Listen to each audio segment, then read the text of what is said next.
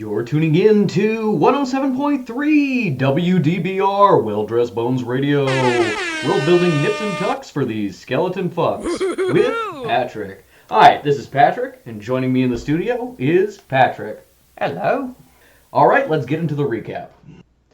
Last session, our party returned from their rather harrowing mission in the ruins with May and Sinner.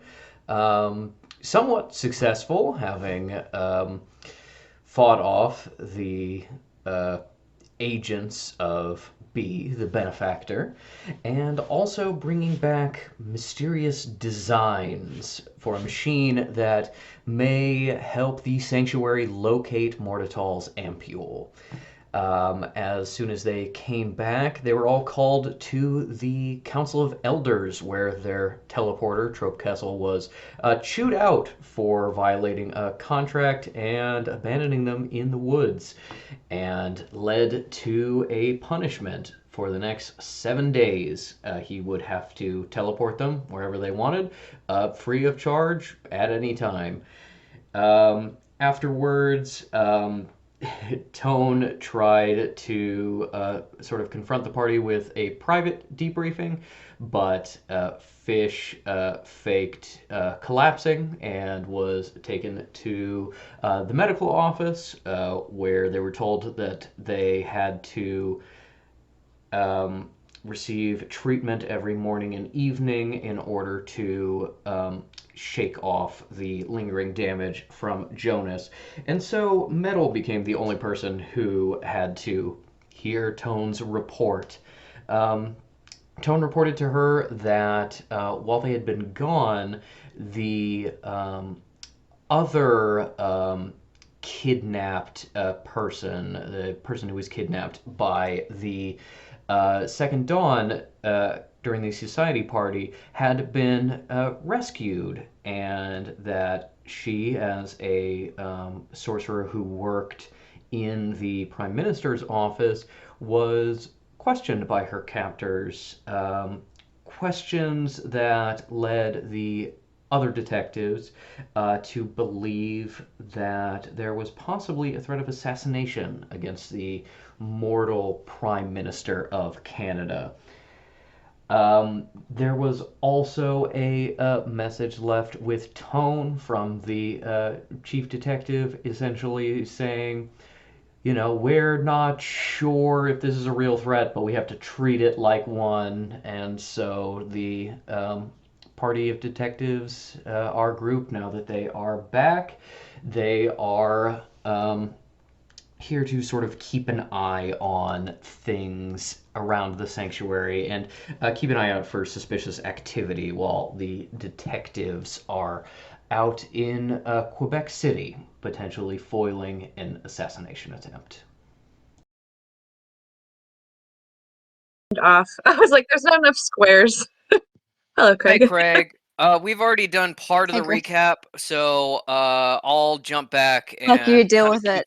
kind of give you the what's what once we're done. Okay, cool, buddy. Awesome.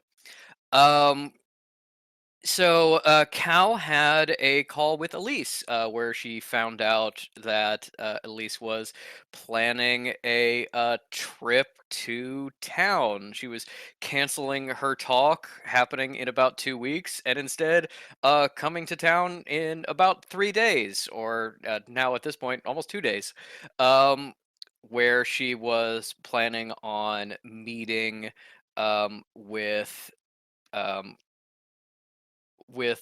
the other necromancers and having Cal sort of mediate with Elise possibly being disguised so that people don't recognize her. But she's on the way with her whole entourage and possibly her kids, which Cal just found out exist. Yes, Caligulus has just learned that she is functionally an aunt 3 times over. Um, Meanwhile, Metal had a call with a new private sensitive who was who scheduled an appointment for her to come by and dig through her memories and see what's happening in there. And that is coming up very soon. Um, with Isles, things seemed a little strange.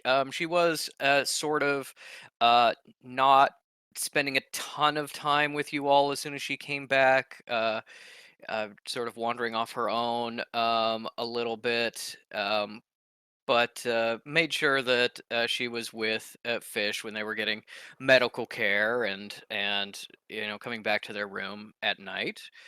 Um, Hal and then Jamal and Metal went to the archives where Jamal reported that he had found Elise's contact information, now pointless since Cal already had a direct line, but still good to know, as well as some information about the massacre of the Hollow Graves, an event where a entire temple of necromancers seems to have been uh, pulped, for lack of a better word, to the point where there is no way to know whether anyone survived or even who the body parts belong to. And this is why all necromancers from that temple are listed as presumed dead rather than confirmed dead. And this is also the temple in which not the abbot, but one of the primary leaders, the movers and shakers, the up and comers, was a cleric Angelus, a woman who has popped up now and again in the background of some of your other stories, having been someone who is harassing the clan, and someone who Grand Mage Crown, in a fit of confusion, thought Cal resembled in some way. Um, as the three of you worked in the archives, and it moved to the early morning, Fish took the opportunity to sneak off away from Isle, leaving Kekino to watch over her, and found Kitsune in the hotel. Kitsune having already clearly made himself at home by stealing several things from around the room. Um, Fish called in their favor and learned what Kitsune had to teach, which was how to meditate in such a way that you could, at least the two of you could, transport yourself into the sort of realms of the gods. He led Fish to the region that his grandmother lived in and controlled, the court of the Okami, where Fish made a deal with the Lady Sanban to be guided to and meet their father, the one who had been calling them, in exchange for a favor at a later date. And Fish was then transported there, where they met a man claiming to be their father, and uh, seemed happy to see them, gave them a big hug, as well as giving them a hat that had been left with them by teacher. Um, a hat that teacher had left, uh, seemingly in his post-death wanderings of the plains, at a time when he also told uh, uh, Fish's godly parent all about them. And we will open slightly back in time with Cal and Metal and Jamal in the archives doing their research. Yes.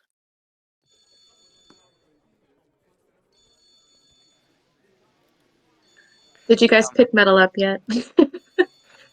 We actually ended just as Metal was walking in. Okay. So I think I found some very interesting information here about sort of border crossings that I think I can look into. Oh, hello, it's Detective Vaughn. Hey Oh, y'all. hi, Metal. Hey guys, what's going on? What you doing? Well, we just. I mean, Cal's gonna look at all of the dead body photos and then just like sweep them up neatly and then put the folder over them and being like, I have learned more details of a potential massacre. We don't have to talk about that. Oh, okay. Oh. Yeah, that sounds interesting. Well, can I sit with you? Yes, of course. Jamal, if you have folders or folders to sort or articles that need to still be read, I thought Metal and I could work on that. And you can as well. I don't know how long you've been working today. If you were planning on retiring soon. I was planning on heading to bed, but now that we're all here, I can certainly get some work done. Yeah, yes. No, I've claimed some new files here that I was hoping we could go through, and he gives you a couple stacks. It seems to be files referencing basically kind of like movements during the late war, people kind of being seen in Canada and then leaving Canada.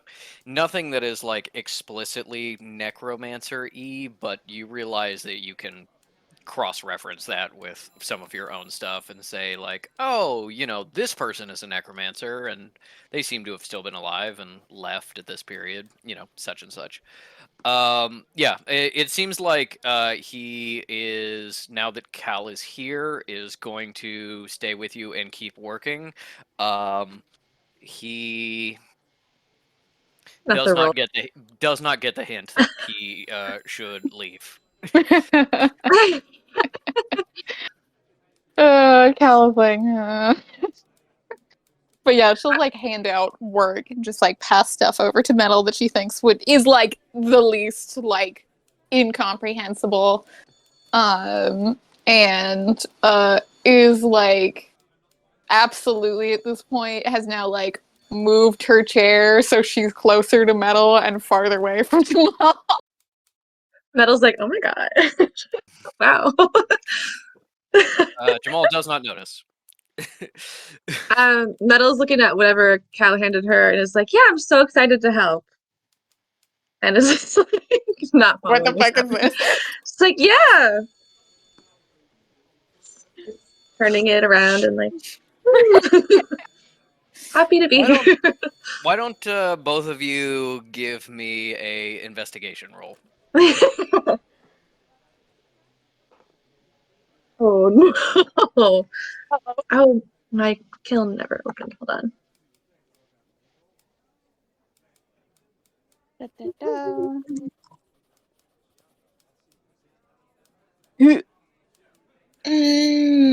That's not great.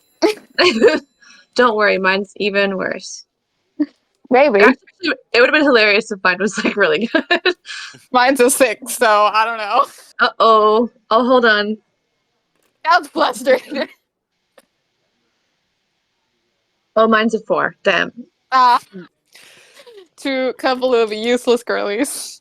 Metal's like, I have an appointment. I have an appointment. I have an appointment. Yeah. She's like, I cannot. Both of you are working.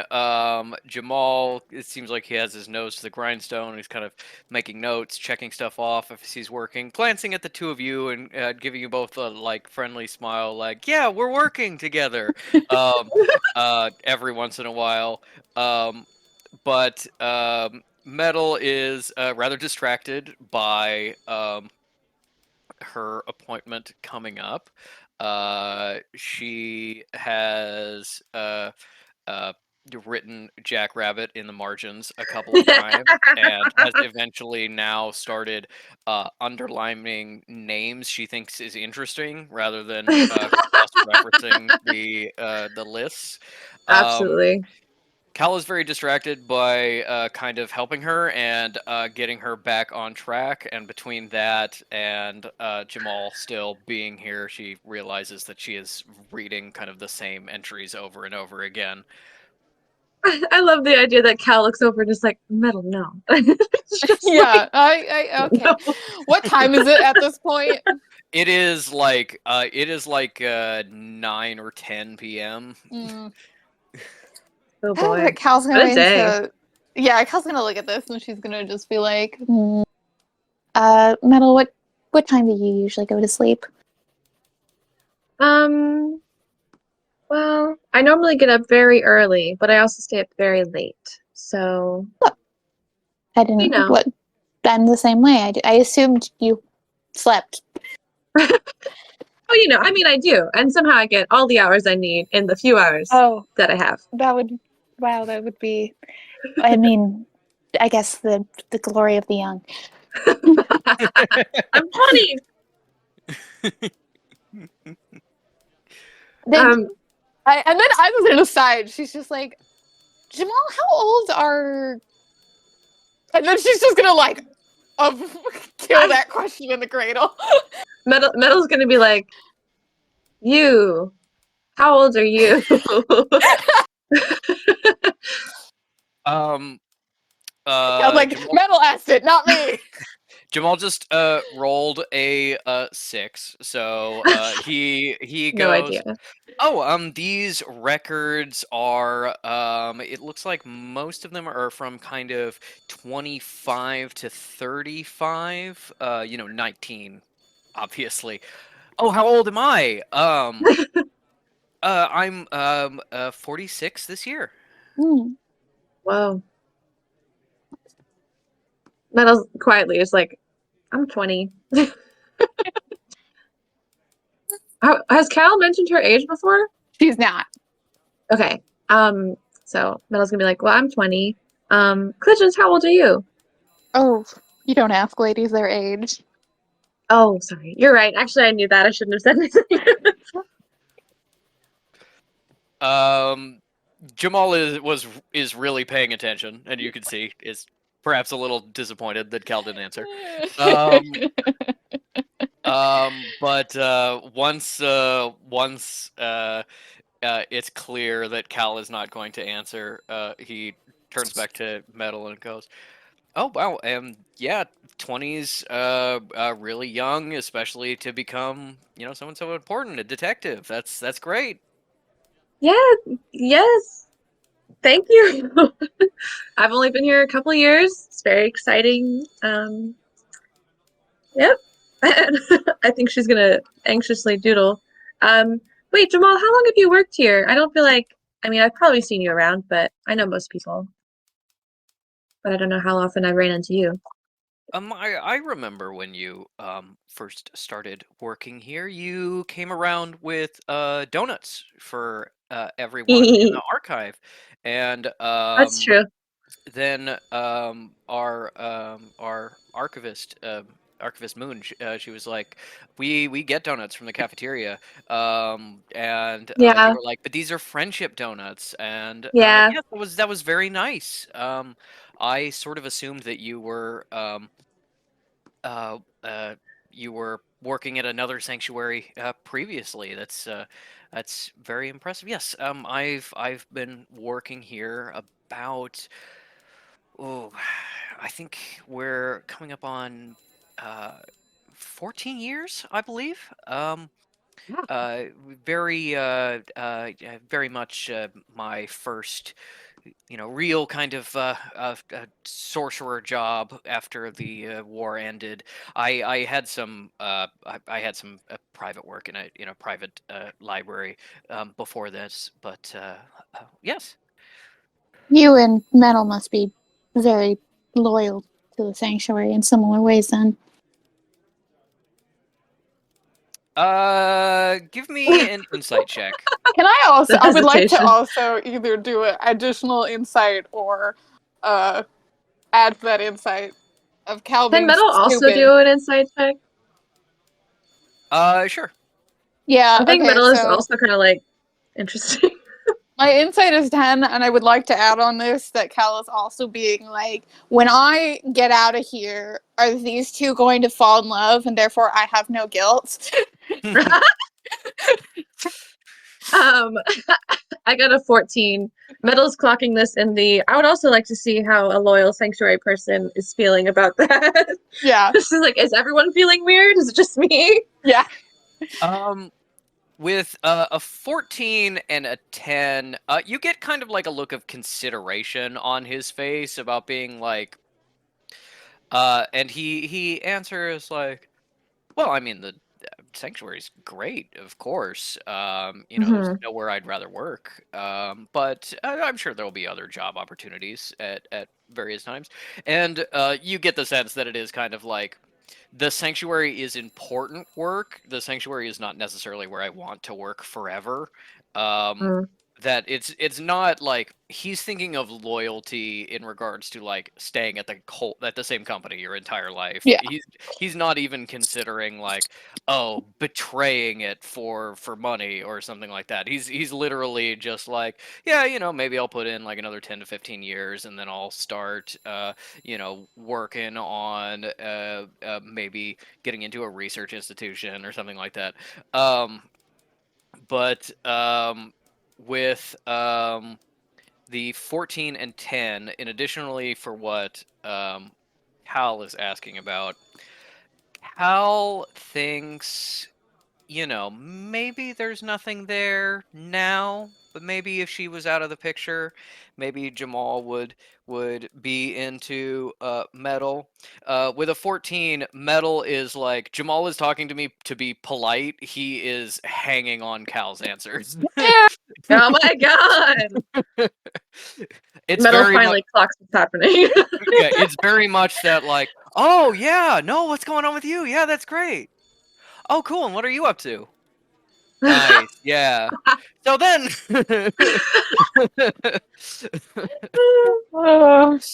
Yeah, I think Metal is suddenly like. Sorry. I was like, wait a minute. And then she's paying way closer attention. She has stopped her. She's still like pretend writing, but she has stopped doodling. She's like, You've now doodled. You've now doodled. Cleric Jamal Denier? Question mark. And then you scratch it out before Cal can see it. yeah, I do that. And I'm just like, oh my god. I like the idea that I'm writing this. Like, because whatever you're like, whatever we're researching over, I'm just imagining like old newspapers or something like that, and it's just like old archived like important thing. And it's just like Jackrabbit, Claire, Jamal. It's like, oh no, and I'm ruining it. These are copies, not originals. But yeah, okay. that's Jamal's whole shtick.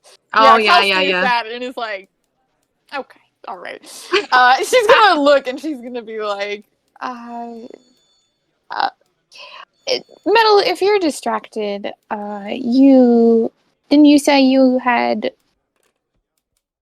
a trip coming up? Yeah, if you are distracted, you don't have to stay. Can I do like an insight check on that?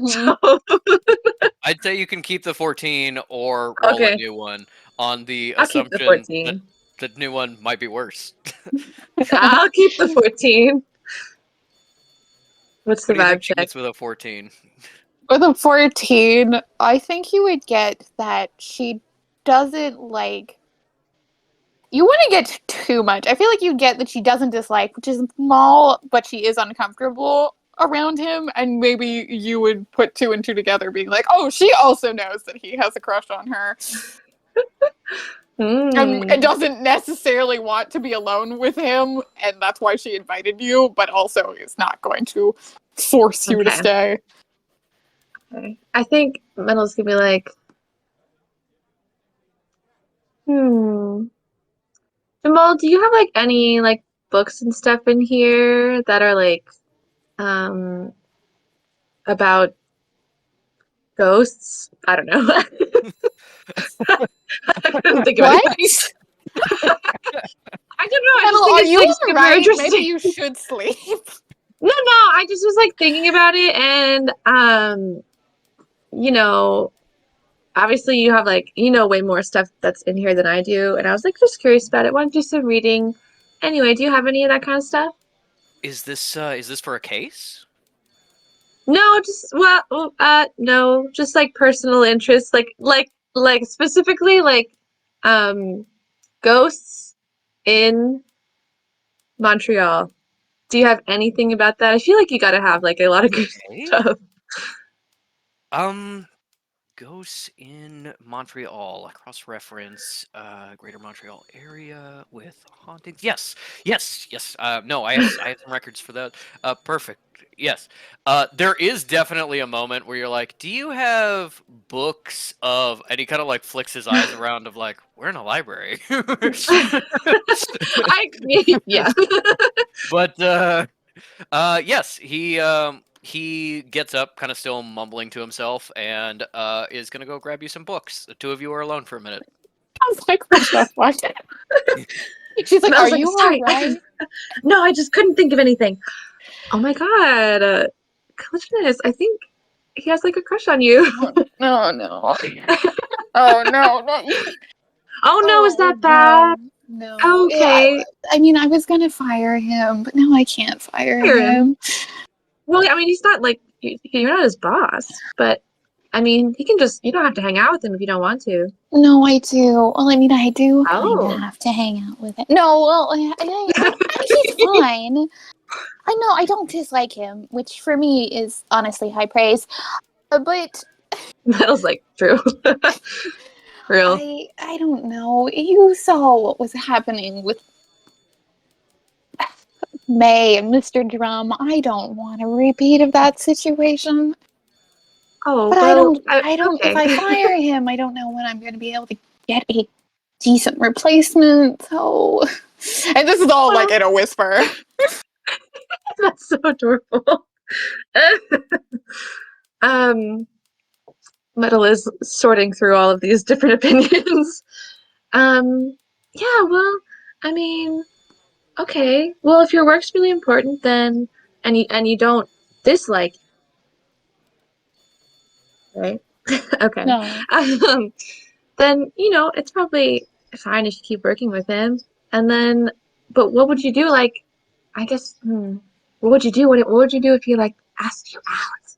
He doesn't seem that bold. Okay. Also, he doesn't know what I look like, Metal. No Well, one that would do doesn't that. really mean. No one would do that. That's the point.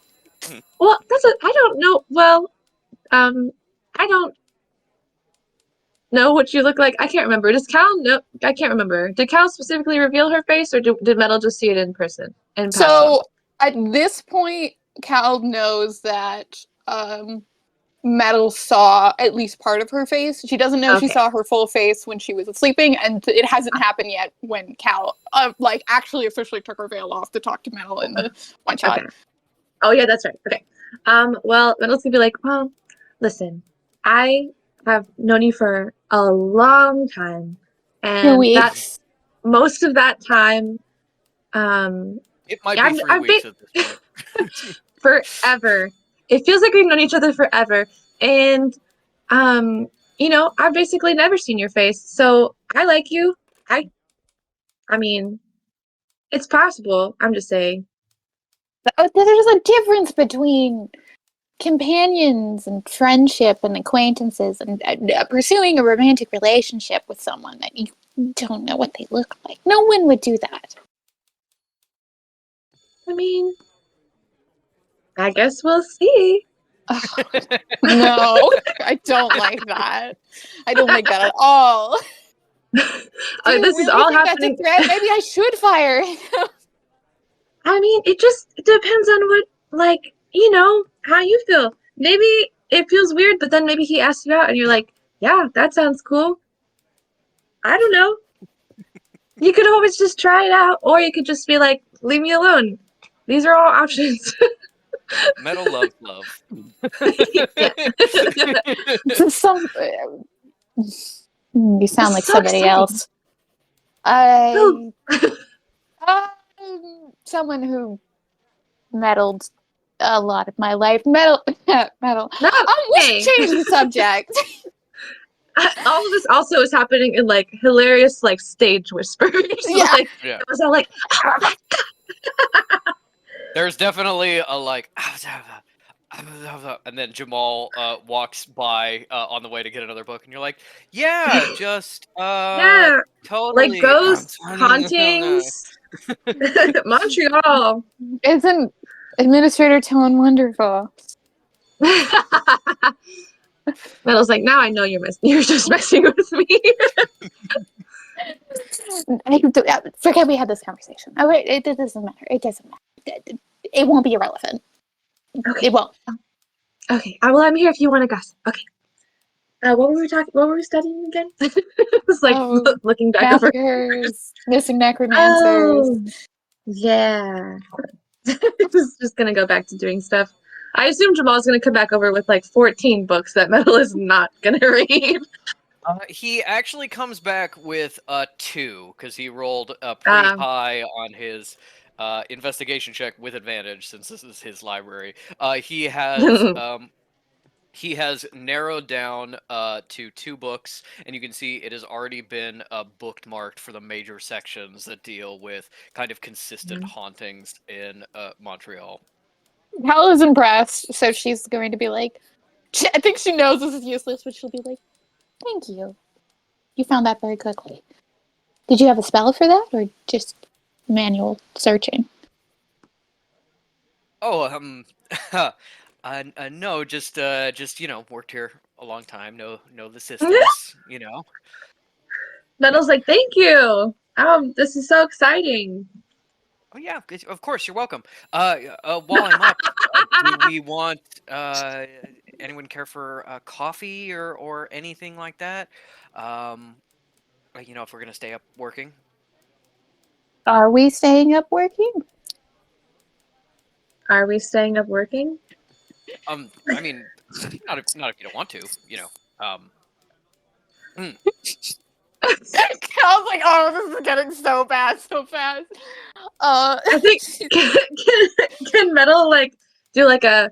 I mean, we could stay up working, or like could just if you wanted to have like a sleepover in my room. It's been like a long day. Oh, It was just like Jamal, we were still. I don't know if you realize we finished up our work in the ruins today, so we probably should this morning. retire. Yes. Yeah. But thank you for your hard work, and I appreciate all of these updates. And I will get back to you soon. I'm hoping to do a lot of work this week, but we also scored a unlimited access to a teleporter, so I might actually be out of the sanctuary for several days this week. Oh, yeah, of course I understand. No, that sounds great. I'm gonna stay up just a little bit later to keep looking over these papers, and he kind of collects back what you've taken. Flinches a little bit when he sees the doodles all over Metals, just being like, "What the hell?" But he's like, "Yeah, get a good night's sleep." Thank you. You as well. Yeah. Jamal. Good night. Cal's gonna like. I think she did this just because she'll do this just because she's nervous, and you can tell me if this would come off differently to Jamal's point of view. But as she's exiting, she does look back before she walks out the door.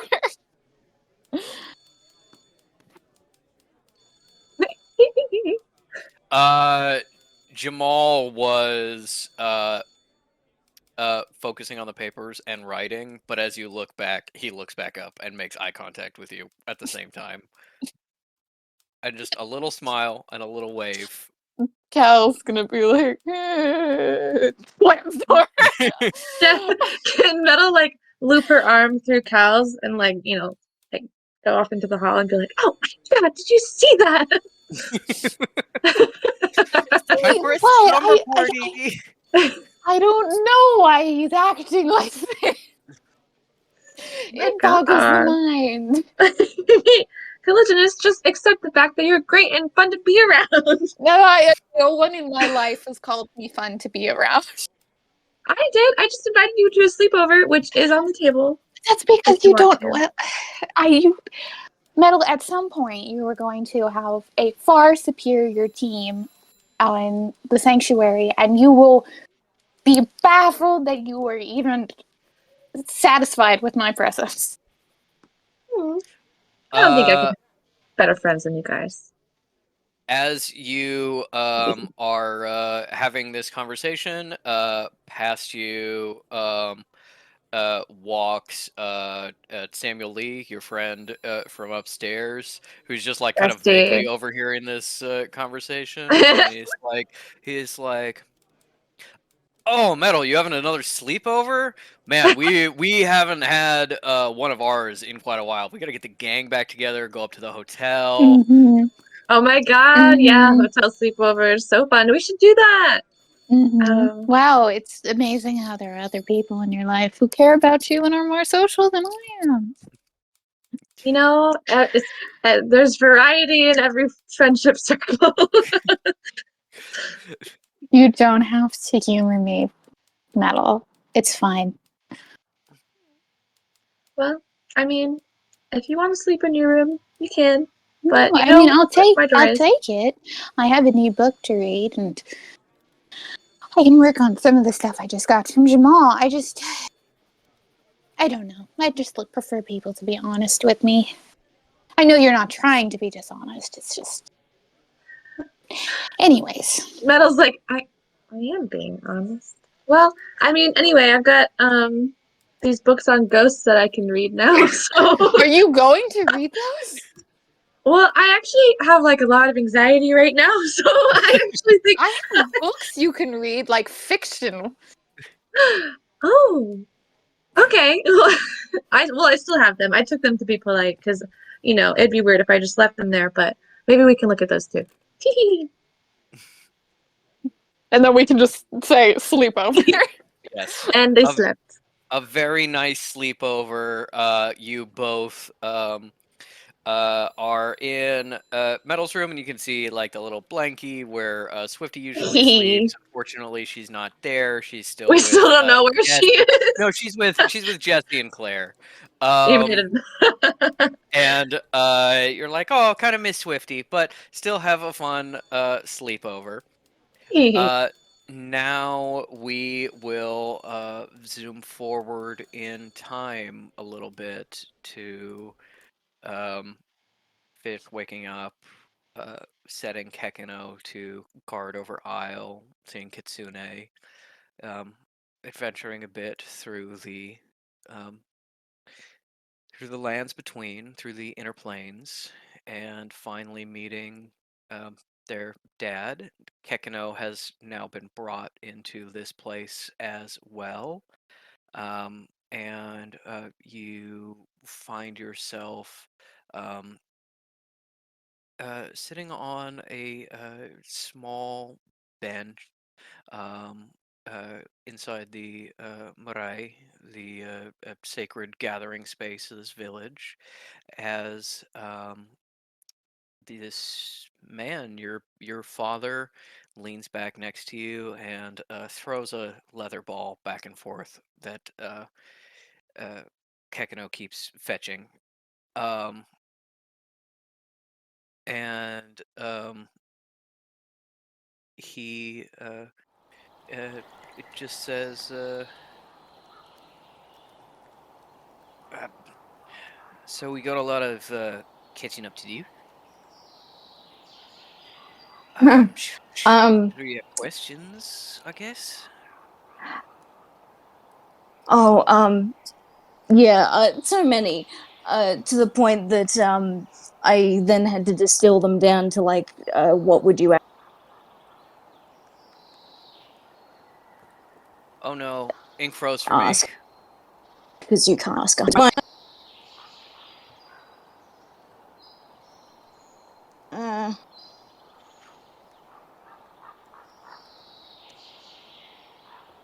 Come on, ink. Come on, Ink. Yay! Hello? Hello. We got a lot of the audio and it was great, but you were frozen for me. Maybe I'm not meant to be on camera right now. It's up to you. I love your acting. Hi. I should have taken to open up my phone.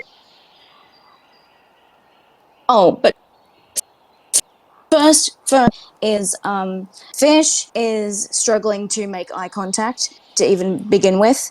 And keeps on fixating on Give me a insight check as you kind of struggle to make okay. eye contact. Okay, but then there's another roll coming. Okay. 17. With a 17, you realize he has noticed that you're struggling with that, and that's purposely why you sat side by side, so you didn't have to make eye contact while you had this talk.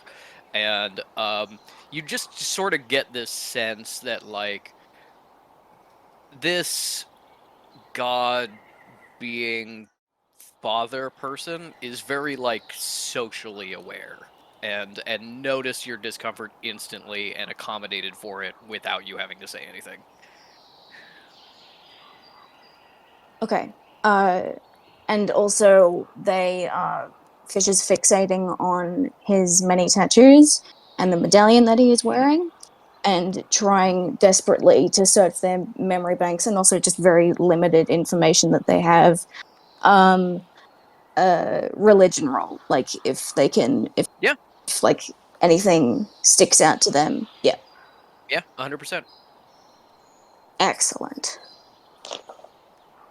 Fuck me. 18. All right. Well, unfortunately, what you don't realize, because the memory was destroyed by Jonas, was that the photo of your father that you found is a younger version of him in this same outfit. This is clearly kind of how he looked in life, for lack of a better term, when he was in your world. Um, with an 18, the exact kind of language of the Tamoko is something you've always kind of struggled with, because as an outsider, it's not really something that's revealed to you, like the secrets of the tattoos and what they mean. But generally speaking, you've got this kind of like broader knowledge, and it's like, okay, the face tattoos are definitely like a member of a important clan. Um, there are some symbols you recognize as like symbols of leadership around the nose that are typically reserved for a rangatira, a chief of a clan. And the tattoos kind of like on his arms and chest are like typically with an 18, typically arm and chest tattoos are like something given out as kind of like awards for being a great warrior, for solving like a problem for another clan, for negotiating a peace. Like they're kind of the Maori equivalent of like medals of service, medals of honor. And with an 18, you notice that there are some that part of the design woven in is some um, symbols that you have seen when you were traveling the North Island, talking to people, trying to find this person, and they're symbols of battle, of like personal bravery. And you saw them a lot on survivors of the New Zealand Wars, the big like kind of rolling conflict between the Maori and the settlers back and forth over 30 years or so. But the rest of them are all things that you don't recognize from your travel. You've only seen on some rare elders and in books, and they're signs of um, essentially like awards or acknowledgement for friendship, for um, negotiating pieces, negotiating trades. It's essentially part of the shoulder piece is like friend of, and then you recognize what is essentially a design that is unique to a very large iwi on the North Ireland, a very important large clan. Um, and it seems like your with the tattoos and with the medallions, your father was very decorated, very important, and seemingly important because it seems like knew everybody and helped everybody, like a lot of like pro-social um, kind of things. You don't know quite enough with an 18 of the language of the tattooing in order to get like the titles he would have associated with this, because the Maori tend to get like names of acclaim over time. But you can just assume that like what you're seeing here, this is, this is a friend speaker, this is a negotiator, this is someone who was by all signs, really well respected among the Maori. And I think that I think with Yes. that 18, I think with that 18, it also occurs to you a little bit of like he was so well respected, and when I looked for him, I couldn't find him. Maybe I was using the wrong name or something like that. Maybe I didn't know any of his acclaimed names. You just knew John Hananga, which was a very common name you found out. But yeah, I think there's a little bit of frustration there about being like, clearly lots of people knew this guy and liked him, and I still couldn't find him. Oh well, there's always been that. Fish has always had that frustration, and first of all, seeing this, having it, confirmed, like they would have, whoever my dad is, he's got to be cool, right? Yeah, he fucking is. Isn't that awesome? He's so cool. But also uh, a sense of, am I cool enough to be the correct progeny? Like, am I living up to Yeah. the standard that has been set? Um, hmm so uh, they've been prompted. They go, do you like Kekino?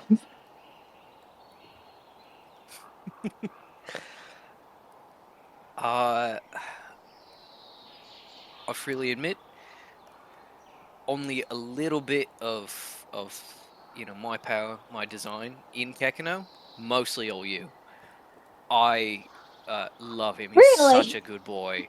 He's he's been helping everyone and helping your friends, and he's such a great little guy.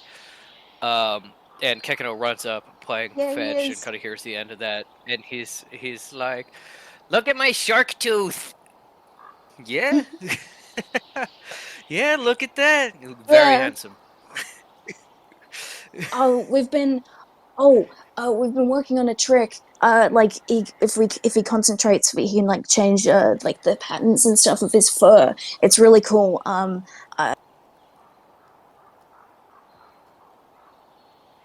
Oh shit.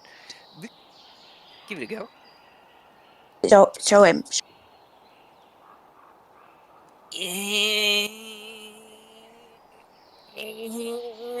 And he starts to turn into like kind of the same like dusty color of the dirt he's on to like hide in a way, and then loses concentration, and he comes back, and he's just like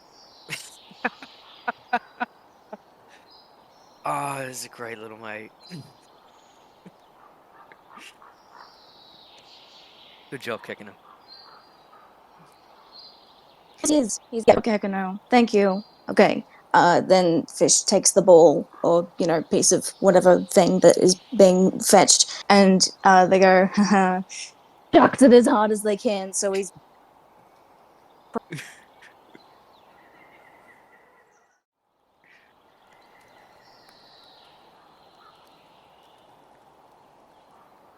and goes, hi, tell me stuff, please. All right. Well, I'm sort of. What's your name? Well, in this form, I went by John. And then when he goes to speak, you just hear people. There's kind of been like this background noise. You get this feeling of like other people kind of in this village that are invisible to you. All of a sudden, the sound of them is just overwhelming. Just the sound of other people entirely blocks out what he was going to say. And then he says, yeah, and he's a god. I'm also known as. Same thing again. Over and over again, when he's trying to give you this information, there is just.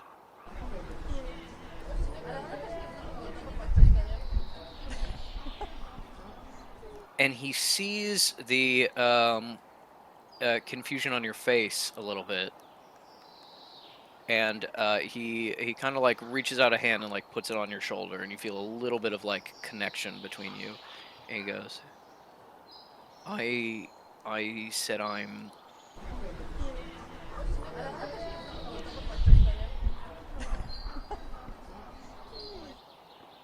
Huh. I'm not. I'm not hearing you. Yeah. My power, ours, is sort of. It's connection. That went through. Excellent. All right. Yeah. Like connection between people. Okay. I guess you aren't connected enough to me yet. I don't know why. Maybe let's start small. Yeah, it's Oh, sure. Yeah. Sure. Yes. Yes. Yes. maybe if I can't tell you, I'll show you. Yeah. Yes. Okay. First thing to understand, I am you dead. Also, half you dead. You kind of had another dead who's now dead, who looks like I'll just let me show you. And Okay. That's kind of what I was thinking. Is this, like an afterlife of some kind? That was sort of the thought. well, it's like it's more like this is my place, yeah, and I can control what it looks like, Mm. and I use memories to make it seem a bit familiar, I guess. Let me try and show you.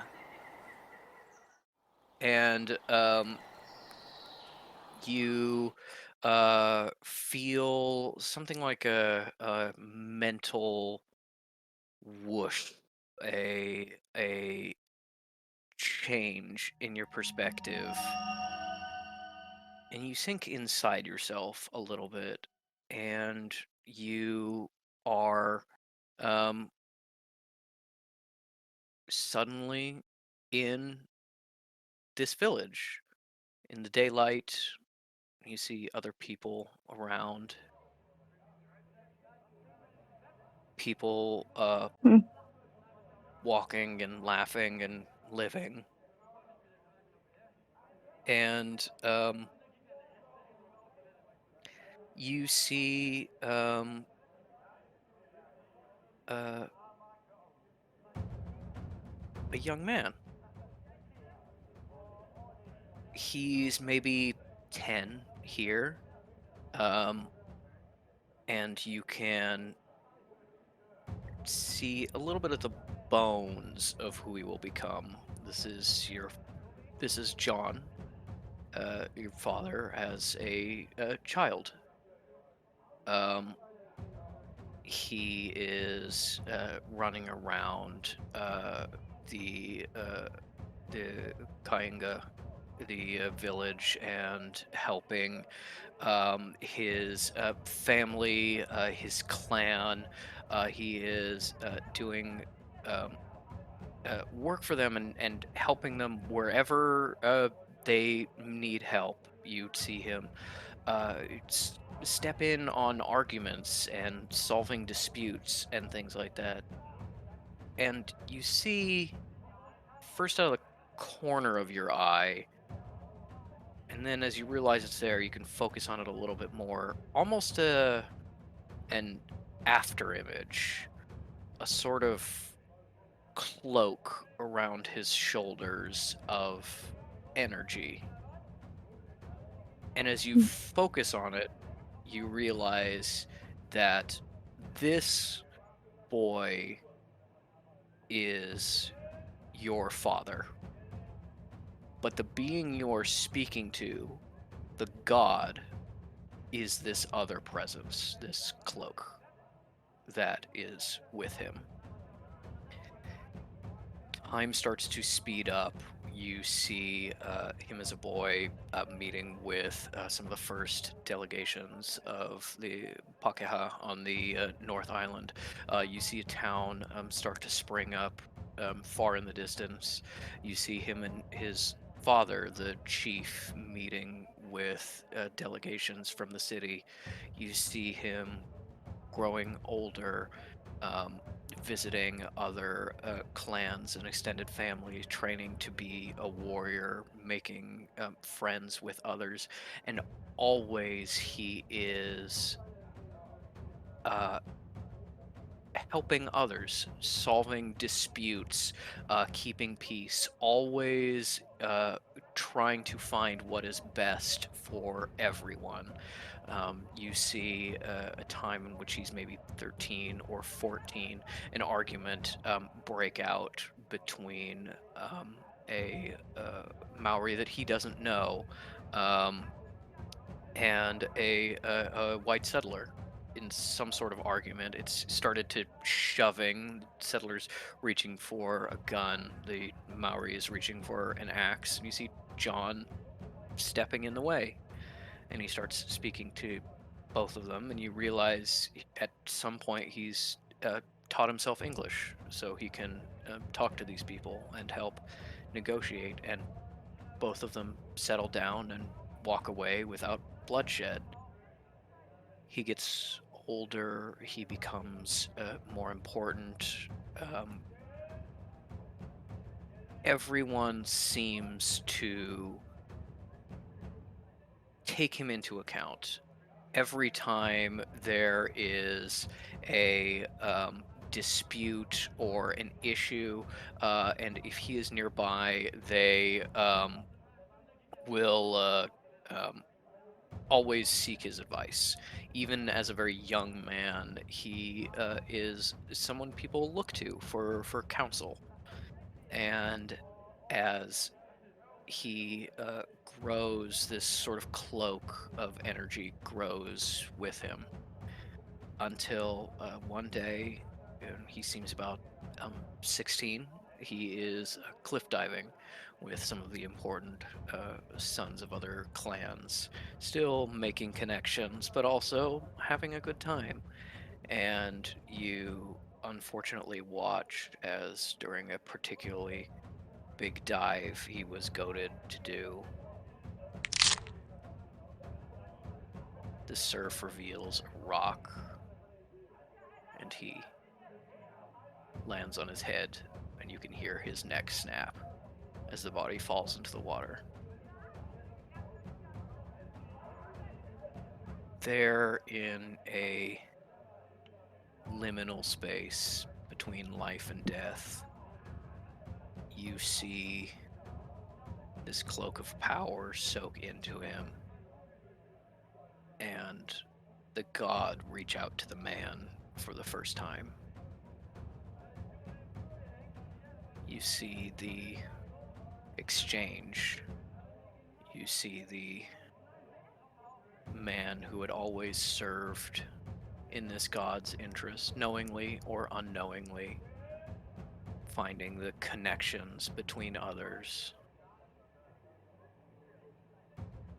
And you see an offer. Something that you understand in this moment, viewing it as you do, that has never happened before, that has never been offered in this way.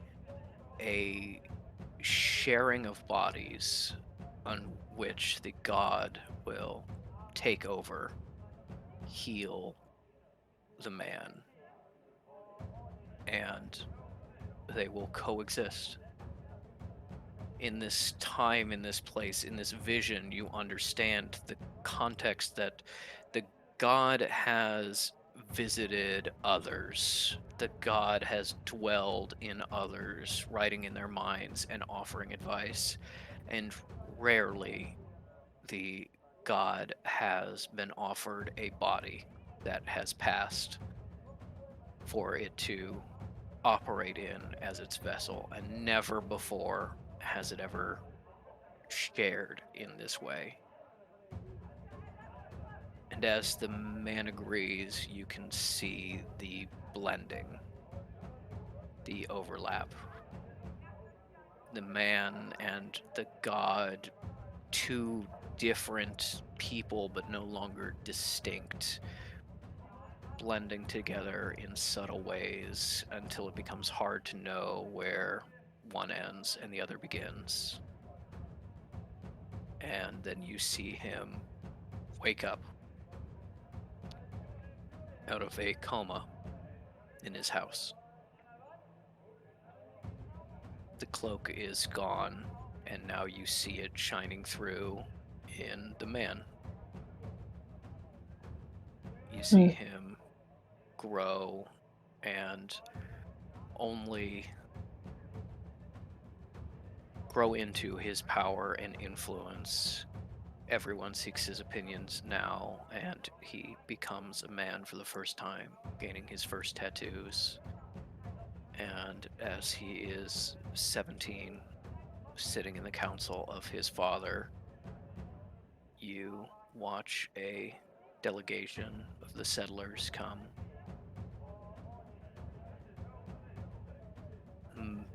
Person you understand to be the mayor, a few other important people of the town, traders and ship's captains, and some of them brought their families. And you can feel John's tension as he looks over them and makes eye contact. It's just a moment with a young woman, 16, your mother, in a long past time.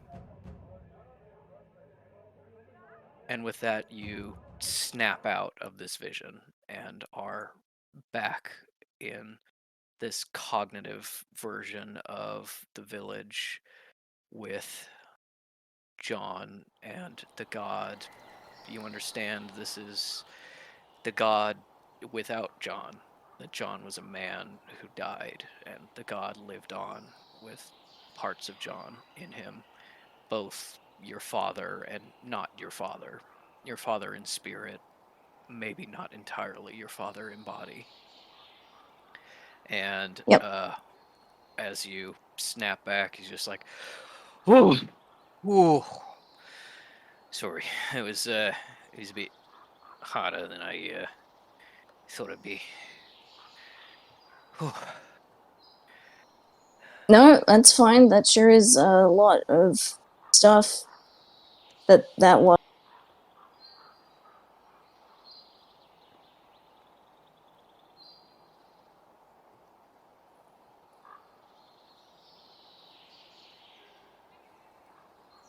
Unconsciously tucked to be under their armpits, like you're certainly not seeing my hands right now. Um uh yeah, that sure all makes sense.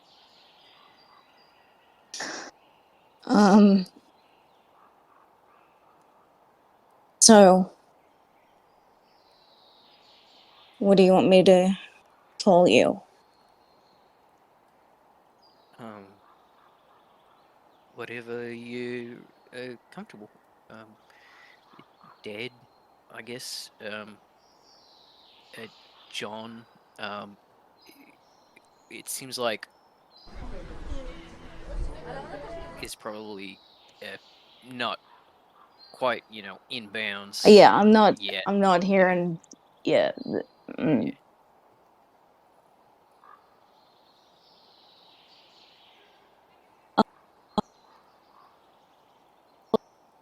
Where's Keko? Yes.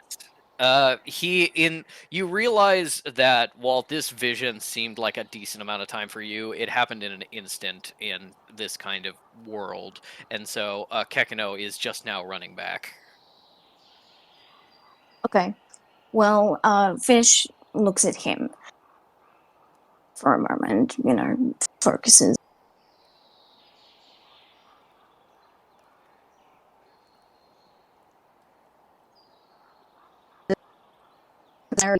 Of like being a putter little guy. Have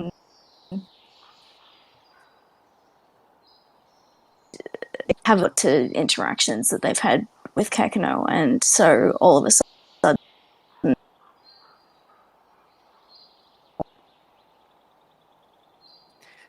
Ink, I'm sorry, you're very robotic for me. I'm losing everything you're saying. oh no. Yeah.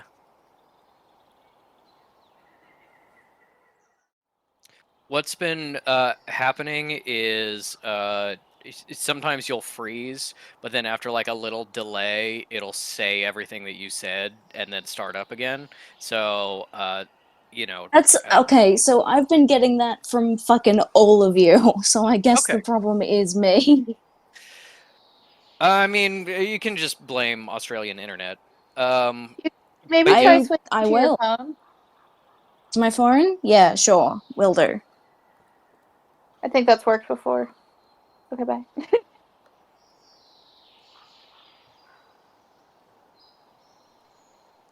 This is where we take a moment to hear from our sponsor. Pepsi? Beppis? Hello? Hello. Hey everyone, have you ever wanted to build a great website with Squarespace?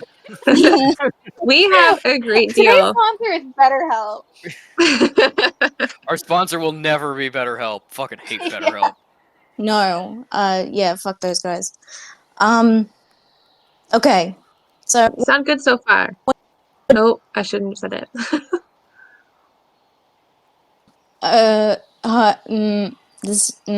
hello, I'm talking and saying words. Hello. Can we Okay. hear them? It's working now. It's been good now. Yeah, you were really robotic for a moment, but Hi, seems to work now. I'm just gonna be here. I'm gonna be vertical. No, wait, you can't see okay. me. Wait, what's happening? There we go.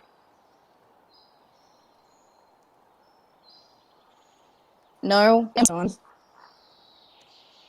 It's fine. It doesn't matter. Where were we last? What was happening? Kekino was coming back, and I missed something, and then you said you were thinking back to all of your interactions with Kekino.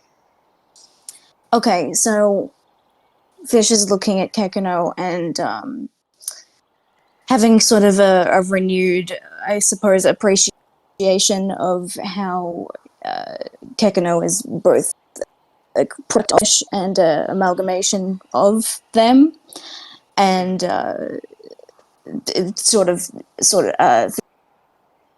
thinking of how this relates and them and all that, and so going off this this thought of like what to call this being, this man, just sort of goes for it and just goes, "Hey, Dad."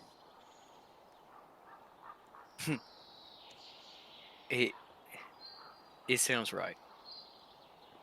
Okay, yeah, that's what I was thinking. Hey, Dad. Yeah. Yeah, that's good. Hey, Dad. Yeah. He was right. This is fun to do.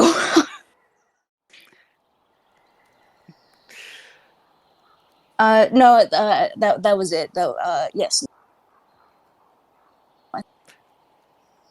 Well, I think that Because obviously you have something that you want to tell me to do, right? I'm ready for it. Tell me. Give me my purpose. well, Tama, I was just thinking about ways we could connect a little bit more. Did your mum ever tell you about Waka Papa? Gonna go ahead and Yes. say Yes. No. that Yeah. no. Yeah. It's the No. for us, for our people, it's the connection to the land and your family and where you came from. Not just like family and friends, but like belonging. Yeah, no, didn't tell me anything about that. I think that's what's missing. You don't feel like you belong with me, with our people. I I guess want that to. that Don't get me wrong. I want to more than anything. But you're probably right, and I don't. he kind of turns to you and grabs your shoulders for a second, like looks you in the eyes, and he says essentially, you not knowing about us is not a failing. You were not raised with this knowledge. This is not something you can be expected to know. It does not make you less of a person. And he's like very like very like in the attitude of like seeing a friend like talk down about themselves and being like, "Hey, no, knock that shit Yeah. off." Of being like about being like, this is something that we can fix, but you need to understand it's not your fault. And I think that is probably the first time, other than some occasional times with Isle, that someone has kind of like broken through Fish's wall in that way to just be like, no, you're not. You're not going to distract me. I understand that you're feeling bad about yourself, and I'm saying you shouldn't. Mm-hmm. Yep. Which, that's good. But Fish is lost for words. If you don't know about things that could connect us, then we just got to learn.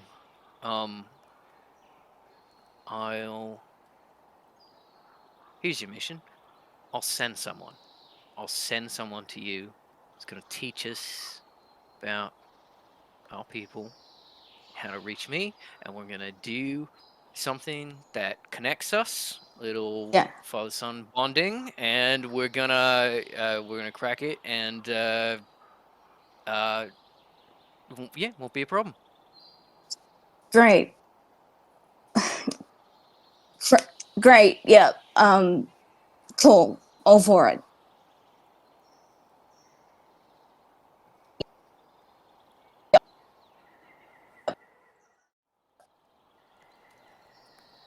Great. How much about me do you know? Do you know what I do? Like what my life is, even? I get glimpses every once in a while now that I know about you and we're connected, but I'd really like you to tell me, you know, tell me about your friends, tell me about your day, tell me about uh, Isle and Metal and Cal and Who's Cal? Oh, Denier? Uh, okay. uh, yeah, I mean people that are important to you. Yeah. yeah, Isle is. If you know about Isle, then you gotta know. She's brilliant.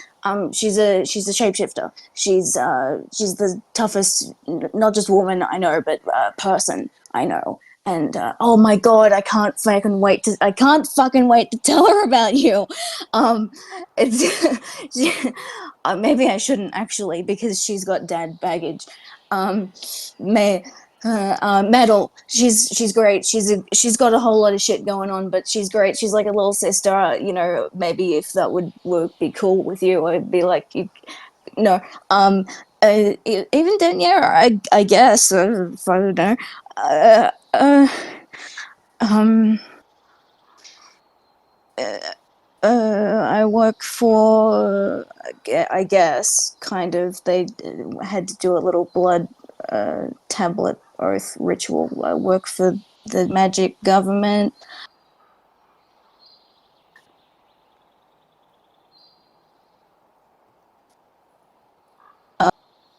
Um, But I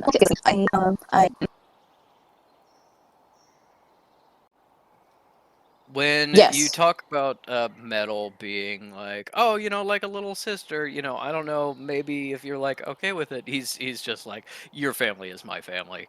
Um, but he as you tell him about your work and your friends, he tells you a little bit that while the Maori are especially important to him, and he's got a much closer connection to them than he does to other people, he finds a way around this kind of blockage that's keeping this information from you to share with you that just because they're especially important does not mean they're the only people he has a connection with, and that he is actually kind of like not like a god of the Maori, but like a human god, and knows about Canada and can connect to kind of like people around the world. The Maori are just someone he's very close to and can more like directly appear to and influence. I think we abstract the rest of this as you just tell him about your life and your friends and everyone, and he listens and nods and jokes and uh, you know loves you. Yes. Yeah.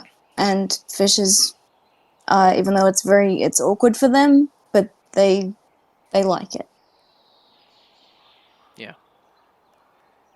I think in this time, in this place, reuniting with your dad, you realize that if he's a god of connection or something like that, you get it because he's a patient and enthusiastic listener, and it doesn't seem like there's anything about your life that he doesn't want to know.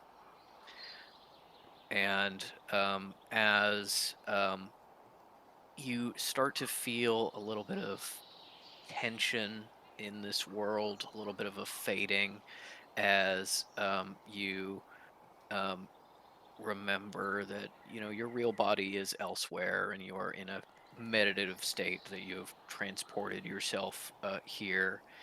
He starts to see you fatigue a little bit and tells you, hey, you can come and visit me anytime. You can just set up the meditation. Now that you found me, you can find this place whenever you want, and I'll always be here for you.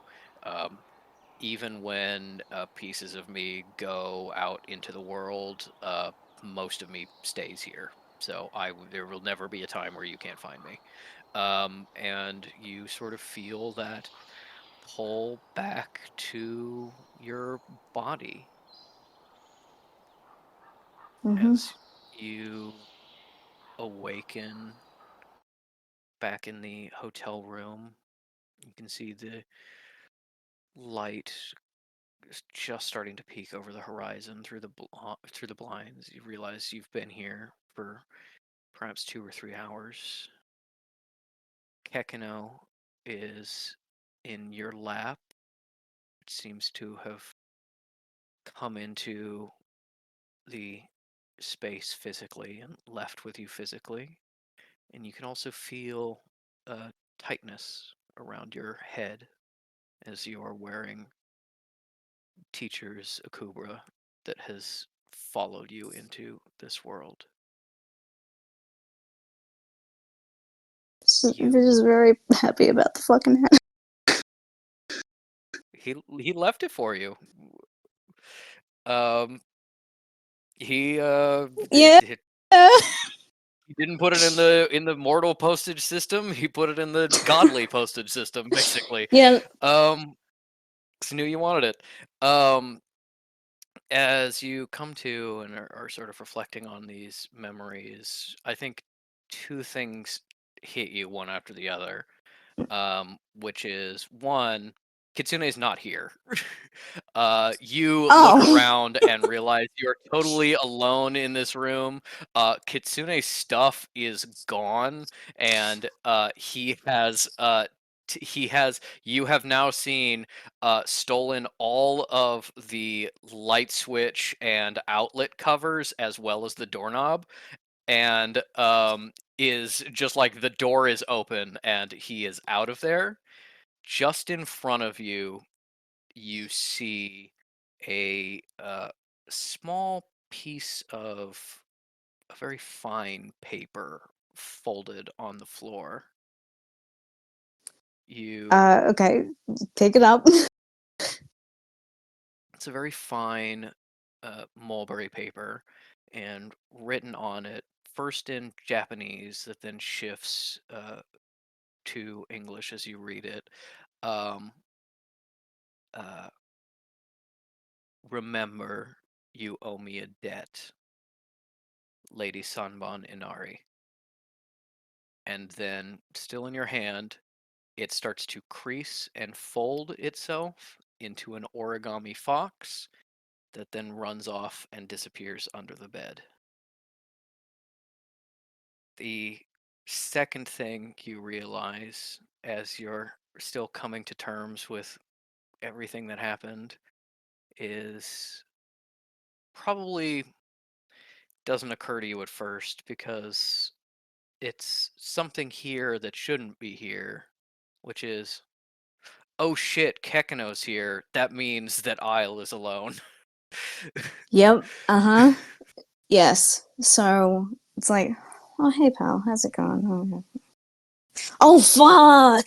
Quick, get up, scramble, brief look around. I guess Kitsune really is gone. And leave. Yep. Complimentary soaps are gone.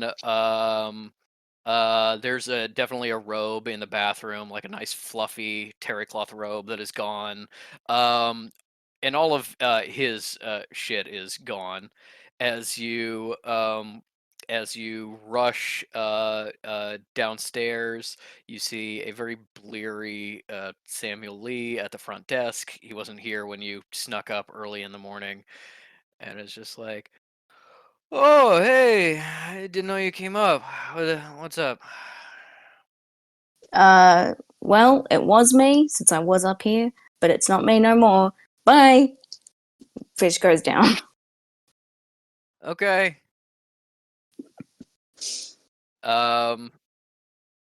As he goes about his day, he'll eventually make his rounds and realize that Kitsune has stolen a bunch of shit from his hotel. You start heading to the elevator, and as it opens up, you see Isle standing there. Oh, Hi. I wasn't hey. I was just coming back. Uh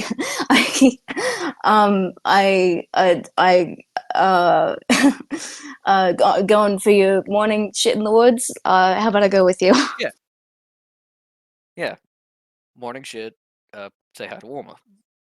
I'm Oh, surprised you were gone. I mean, I know you came to bed last night, but yeah, I wasn't like going.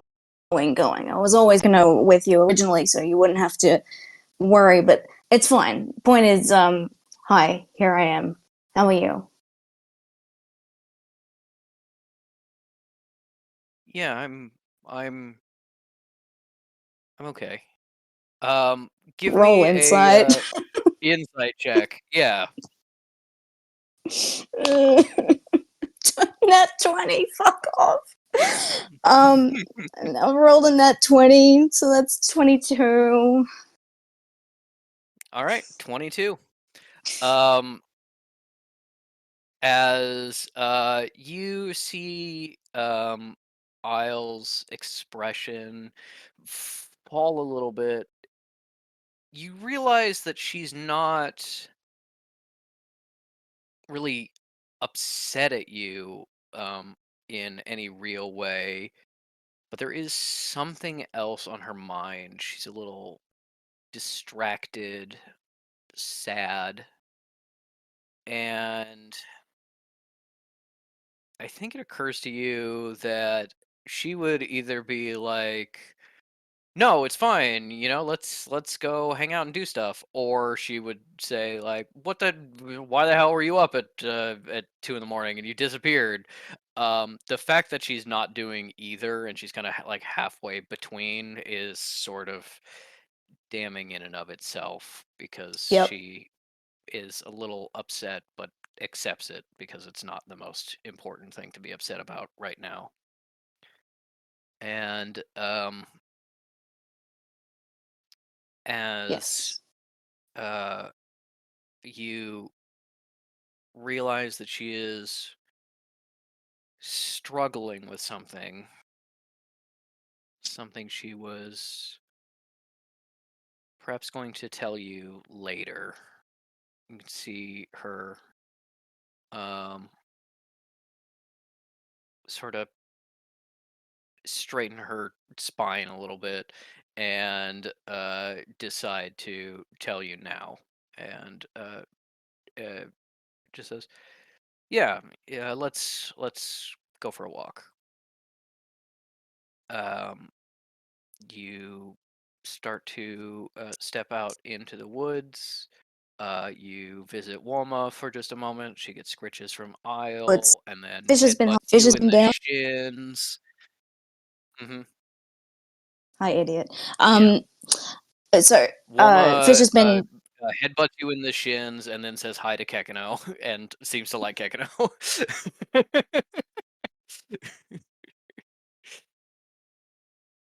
And yeah, you head out into the woods.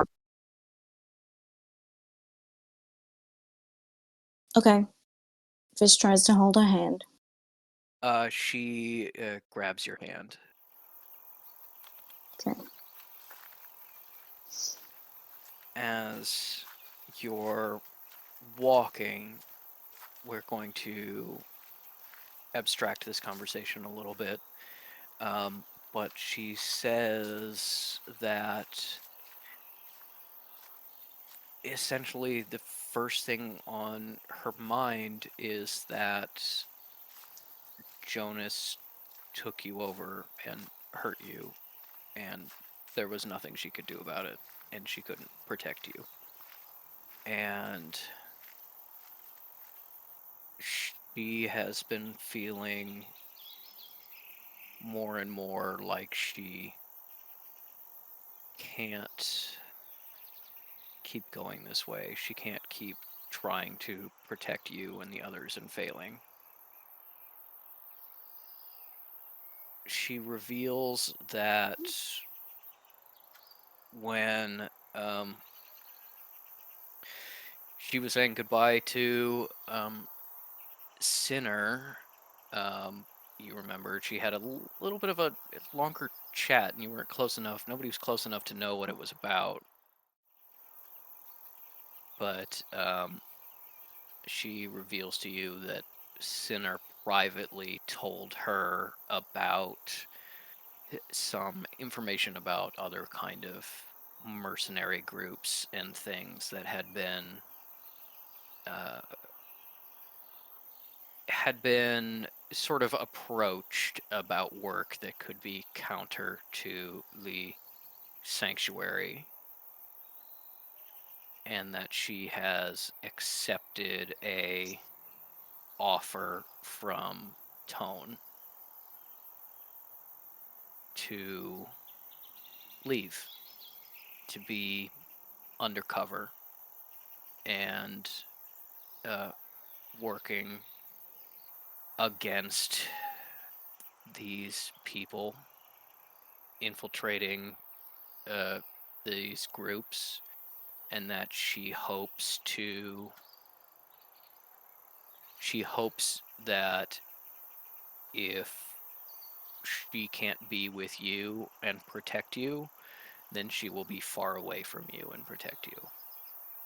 And you don't get the sense that it is like necessarily a breakup or anything about like the emotion of the relationship, but you get the sense that that is ending, not because of any desire on her part, but because she'll be gone, and she doesn't see a point in holding you to something when she's not here.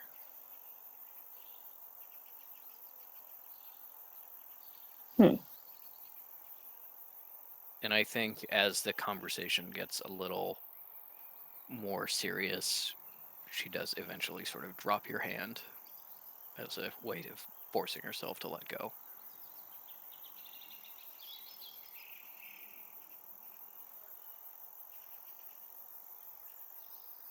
Fish, they just and they don't argue as much as they very much want to like pile on, I suppose, the emotionality of like, oh, but you said we're gonna stay together.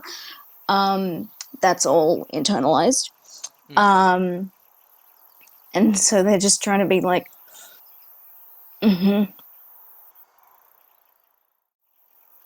but not saying a lot, because if they open their mouth, then it's all just going to come pouring out.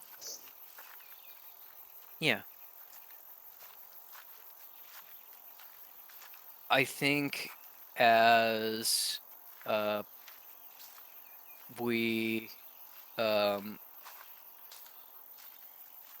as you circle back towards the sanctuary, Isle still walks pretty close to you, seemingly savoring, kind of sheltering you a little bit with her body, but doesn't take your hand again, and talks to you about more inane things, about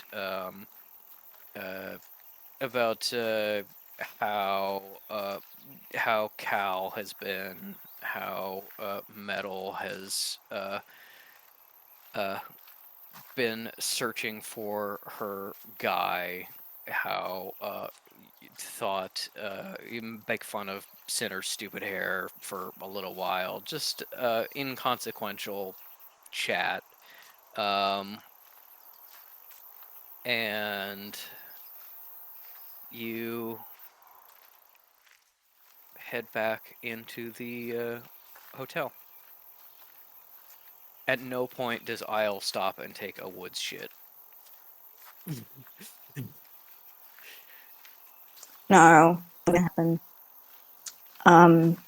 Fish.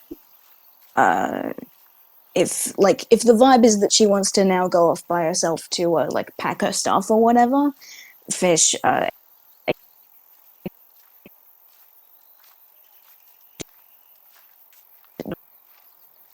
like shuffle their feet in front of her one more time and goes, "Do you like my new hat?"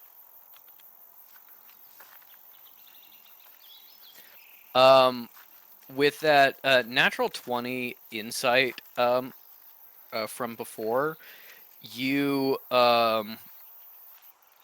you see the shock on her face as you realize she was too like absorbed in her own problems to notice, and she's just like, "Oh my god, that's such a cool hat. Where'd you get this hat?" A friend gave it to me. Don't worry about it. We can talk about it. The point is that I've got this cool hat, so I'll be fine. I've got the cool hat. And you'll be fine. Yeah. Because you're cool. Yeah.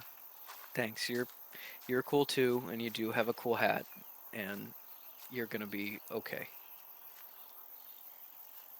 Yep. As you make it back into the hotel and then head down into the sanctuary, I'll, with again that nat 20, you see I'll sneeze into her shoulder pelt and use that opportunity to quickly wipe the tears out of her eyes.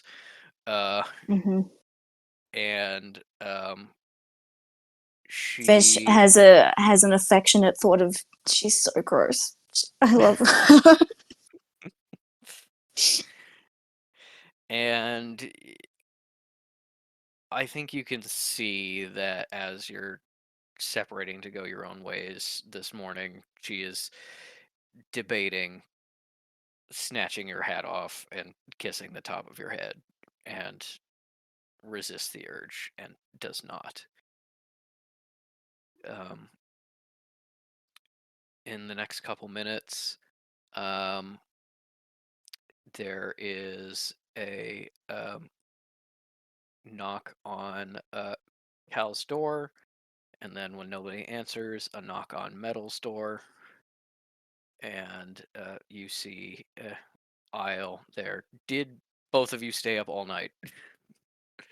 I think they slept a little, but absolutely Mads backed me up on this. They made a big ass poster board that is like teleporter schedule for the week, and they've like plotted out all of their things, and so they're like, okay, and then Fish and Isle can do whatever dumb cows, like whatever dumb shit they want to do, but we're gonna do this day, this day, and this day, and if they wanted to book those days, they could have asked.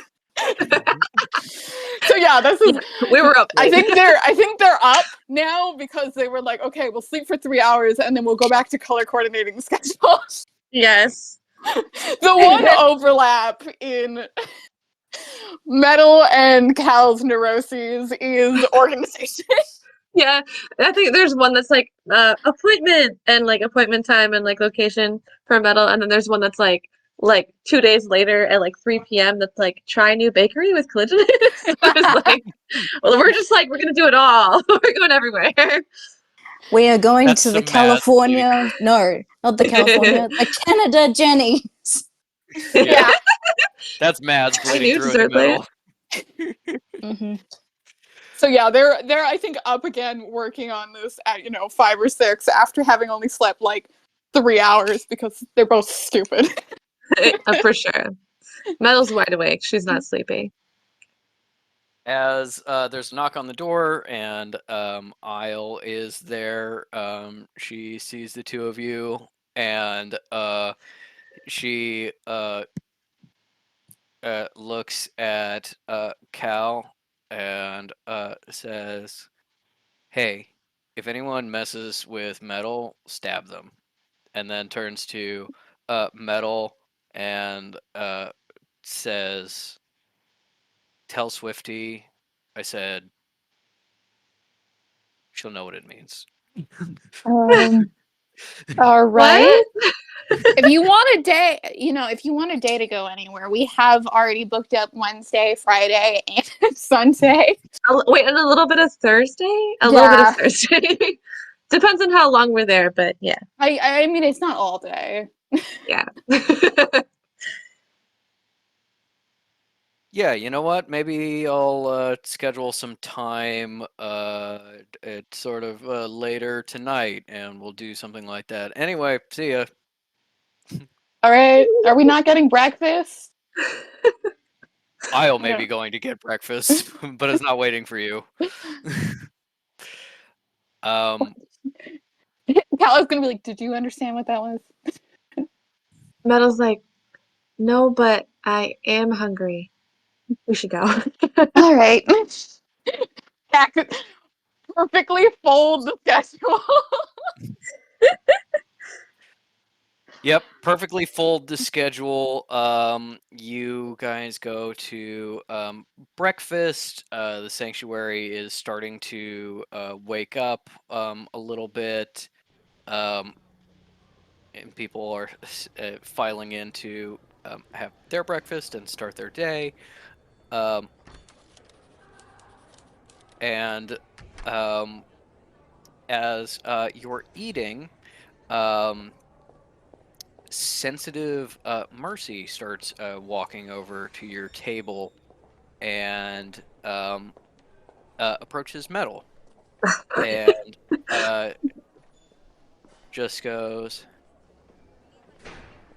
"Hey, I was told we need to do a thing. You've got like a ancient machine thing we need to Oh. get out of you." Right. Internally, Metal's like, this is really gonna put a damper on the schedule. Oh, yeah, okay. Yeah, let's do that now. I'll let the Uh, others know about the schedule when they show up. I would have expected Isle to be here. Give me a perception check. Me or Matt? Probably you. My rolling's so shitty today. Good God. Cal's not doing great. It's an 8. With an 8, you don't see Isle in here. Yeah. It does fish come down to breakfast in their cool hat. Fish goes back to the room that they used to share with Isle and lies stomach down on the bed and goes, "Oh fuck, I've got the fucking doctor," and they get back up and they go to the doctor, but they do not have breakfast. Okay. They're going to miss out on all the good slots. Yeah, all the good slots. They're gonna get what, like Friday at 3:15? Ugh. And then there's only like a 30-minute window to do whatever they want to do. As At you- one point, Cal's like, "Should we just start asking other people if they want to take this? Like, they're wasting this. You know? No, It should be no. completely full." No, it's for didn't us. tell It's for them. us. You didn't tell them to meet in the morning to fucking They usually do. to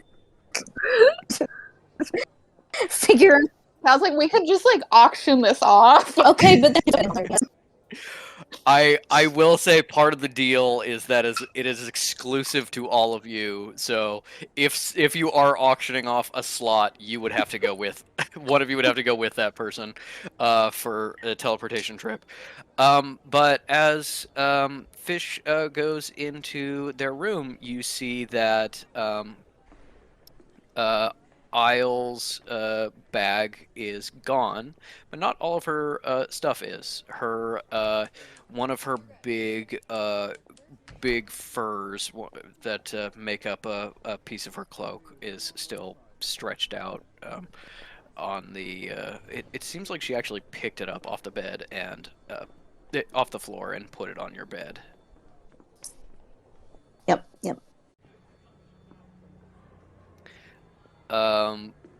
And yeah, you go and get your doctor's appointment. As you, it's a lot of like setup, and then you just kind of gotta sit there for a little while. So you definitely, get out some notebooks and start like reviewing symbol stuff, more out of sheer boredom than anything else. Because if their thoughts aren't occupied, then they have to think about stuff. Exactly. And after breakfast, Metal is brought to a little workroom. Does Cal go with her? Does Metal want emotional support? Metal looks at her with big puppy dog eyes. Oh, Cal's like, alright, fine. Thank you. Big crunkly paper noises. She pulled at the schedule, being like, I unfolded it. Nobody even fucking showed up to breakfast. Whatever.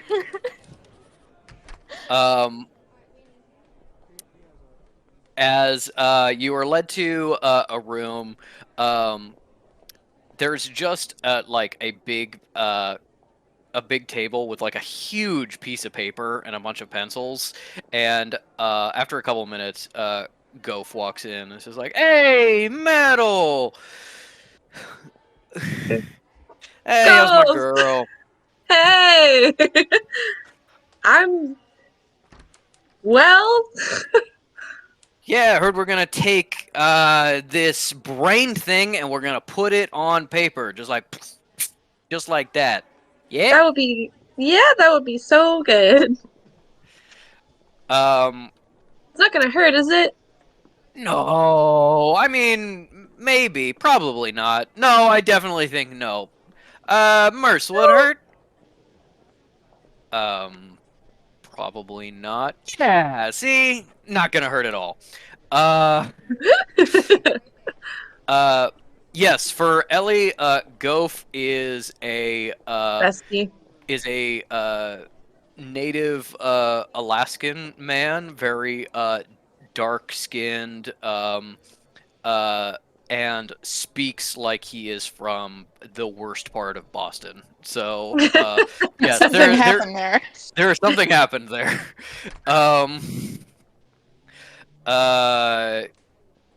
As you get all settled up, Gof explains to you that because this design is kind of like imprinted on you and it's subconscious, you're just kind of gotta take the pencil in your hand and just kind of like draw from your subconscious. And Mercy comes up to you and is like, Detective Vaughn, with your permission, I will put you into sort of a relaxed state so you can more easily access the design. Is that all right with you? Okay.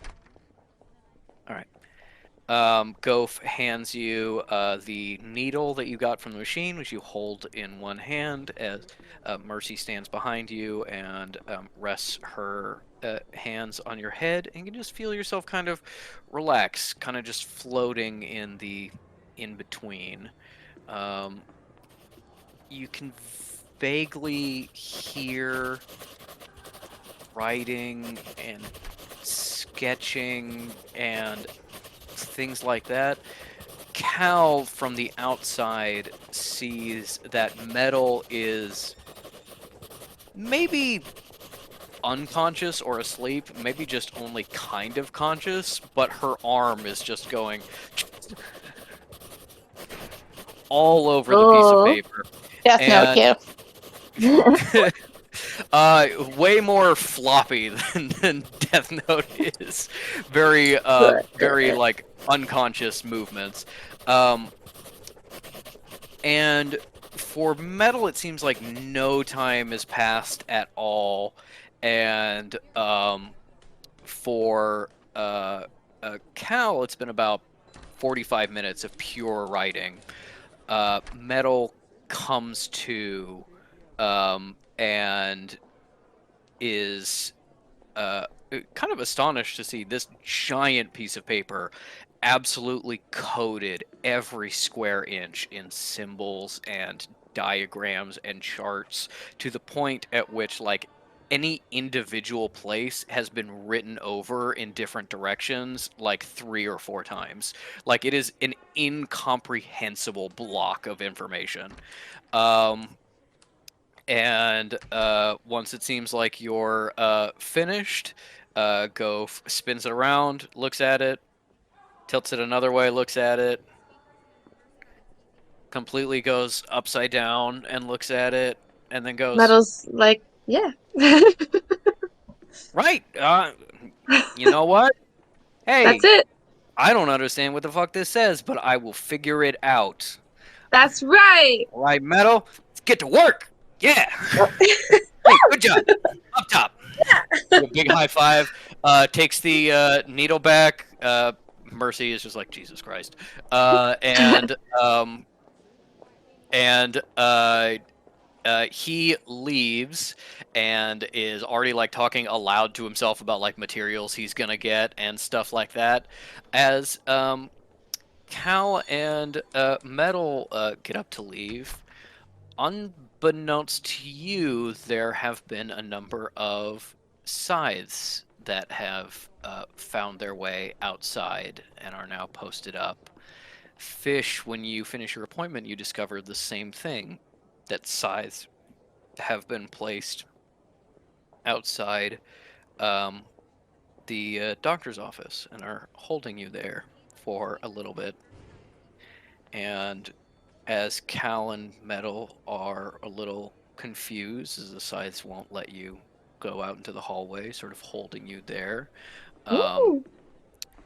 Dean, the assistant administrator, comes up, clutching some pieces of paper, and looks really sad and sorry. And he looks at you both for just a moment. And yes, Dean is from Cleveland. And he says, I regret to inform you that former Detective Eilhind has been arrested as a traitor to the sanctuary. Excuse me? Yes, apparently she hid some things about her past, about working with some mercenaries. She has been arrested and is now en route to a holding facility. When my was she God. arrested? About 20 minutes ago. Wait, she already left? They've already taken her? Yes. And now, if you'll come with me, Administrator Tone would like to debrief you and make sure that you were not aware of this. Is it gonna be involving sensitives? I don't have that information at this time. I just know that you need to go and speak to Tone. Maybe. I mean, he is a sensitive. Yes, the Sice will escort you. And they start doing that. He walks off and goes to Fish, where he gives you the same information.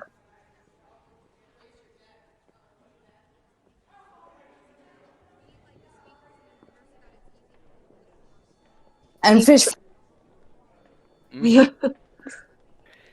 As the three of you are gathered up and shepherded towards Tone's office,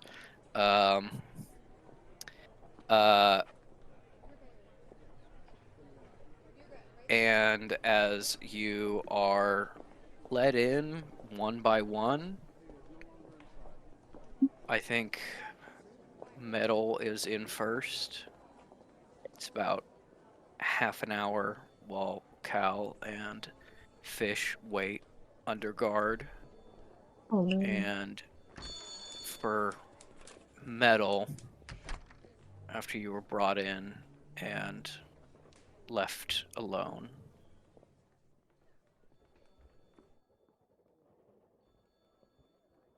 Tone sits across from you quietly and then pulls out some paperwork and starts working on it and says, I don't actually have any questions. We're just here for appearances. If you have anything you want to work on, or maybe something you want to report. Metal's been like rubbing her hand ever since she had was holding like the needle thing, and it's a little bit too much like, damn, remember when that stabbed me and it hurt? And since then has Yeah. been like shaking, freaking out. It's like, one thing for Metal is that now that you have expressed the design and like put it on paper, you realize there was kind of like this pressure in the back of your mind, the design always there. That's now not there anymore, and you're kind of free from it. oh, she's feeling weird. Yeah, you feel like maybe you could try and recall like specific parts of it if you really focused, but like it seems to be kind of fading away. Love it. Metal's like, what? Um, I'll. What happened? They just said she got like arrested and she's gone? this is a private conversation, I think. Let me pull in the others for just a moment. And then he goes quiet, but you feel like the psychic equivalent of like a little knock on your door about being like, you know, I'm being polite. I could force to make psychic contact with you, but I'm not going to. I'm just going to be like, hey, you want to talk No. psychically? And and in the waiting room outside, Cal and Fish feel the same thing. Yeah, Cal definitely Yeah, is like, so Fish has been like outwardly doing, like, I can't fucking believe that this is happening, that she would do this, that she left us. Yeah. And then in their mind is like, hey, what's up? Yeah, no, I knew. Yeah, she's fine. I know it's fine. Cal flails and hits like Fish in the shoulder or face when this happens. She's just like, ah! Does Cal also accept the call? I think she sees Fish being like, she's like, okay, and then she does being like, yes, I accept. What the fuck is happening? She thinks that, she doesn't say it. You find yourselves in sort of this psychic four-way call, and then there's a little bit of pressure, and you hear Kekino phone, and then Kekino is in there with you. He's like, "You forgot to call Oh me." yeah. And Tone is like, "I apologize, Kekino, of course." Isle brought me some information at the conclusion of your last mission and offered to leave the sanctuary temporarily in order to better guard us against some potential threats. So, Detective Hind will be freed from the convoy in about 10 minutes or so, and we will see her when she comes back. And when will Obviously, that be? I can't be sure. Isle is. Detective Hind is running this mission on her own but we have gotten clearance to check in with her when she is available. So hopefully we will get updates. Due to the potential mole in our sanctuary, we needed to make a little bit of a production about it so that our enemies would understand that Detective Hind is no longer with us. Oh. I don't know how much this is picked up on the psychic line, but I do think Oh, yeah. maybe to some Don't degree. worry about that. Everyone's gonna But on some degree of the psychic line, you guys are probably hearing Cal go like, damn it, damn it, damn it, fuck. Kekano is like, okay, so she's just gonna be gone for like 2 or 3 days, right? Mm, No, Kekano, maybe a little bit longer. 4 days? Not 4 days. 5 days? Oh my god, I can't do this. This makes sense. This all makes sense. She woke up last night and she cuddled me and she was like, Kekano, I love you and I'm gonna miss you. And I'm like, why would you miss me? I'm right here. And then I went with Dad to meet Granddad and then we did a whole No. thing. No. And then Fuck I off. figured, Shut up. what? Wait, what? Shush. What? Shush. What? Shush. I had Dead a guy. Isle is gone for 5 days.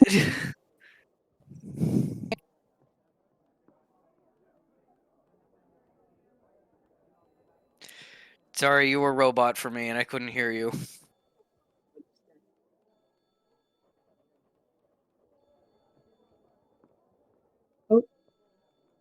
No. Rats. I know, Can't it's believe- going so good. Yeah. 5, maybe even 6 days. That's like, Cal's like, it's gonna be a month and I'm gonna be fucking gone. oh no! No. Yeah, how much is being picked up on other people's like surface, like less than surface level thoughts in this mind link? Tone has very much like connected you together, so the only things that are being said are what you like choose to say, Okay.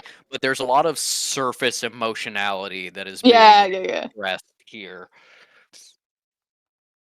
Yeah, Cal's very frustrated and upset.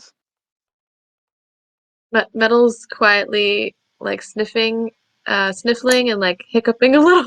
It's just like, The more she hears the crying from Kekano and Metal, the worse Cal's mood is getting.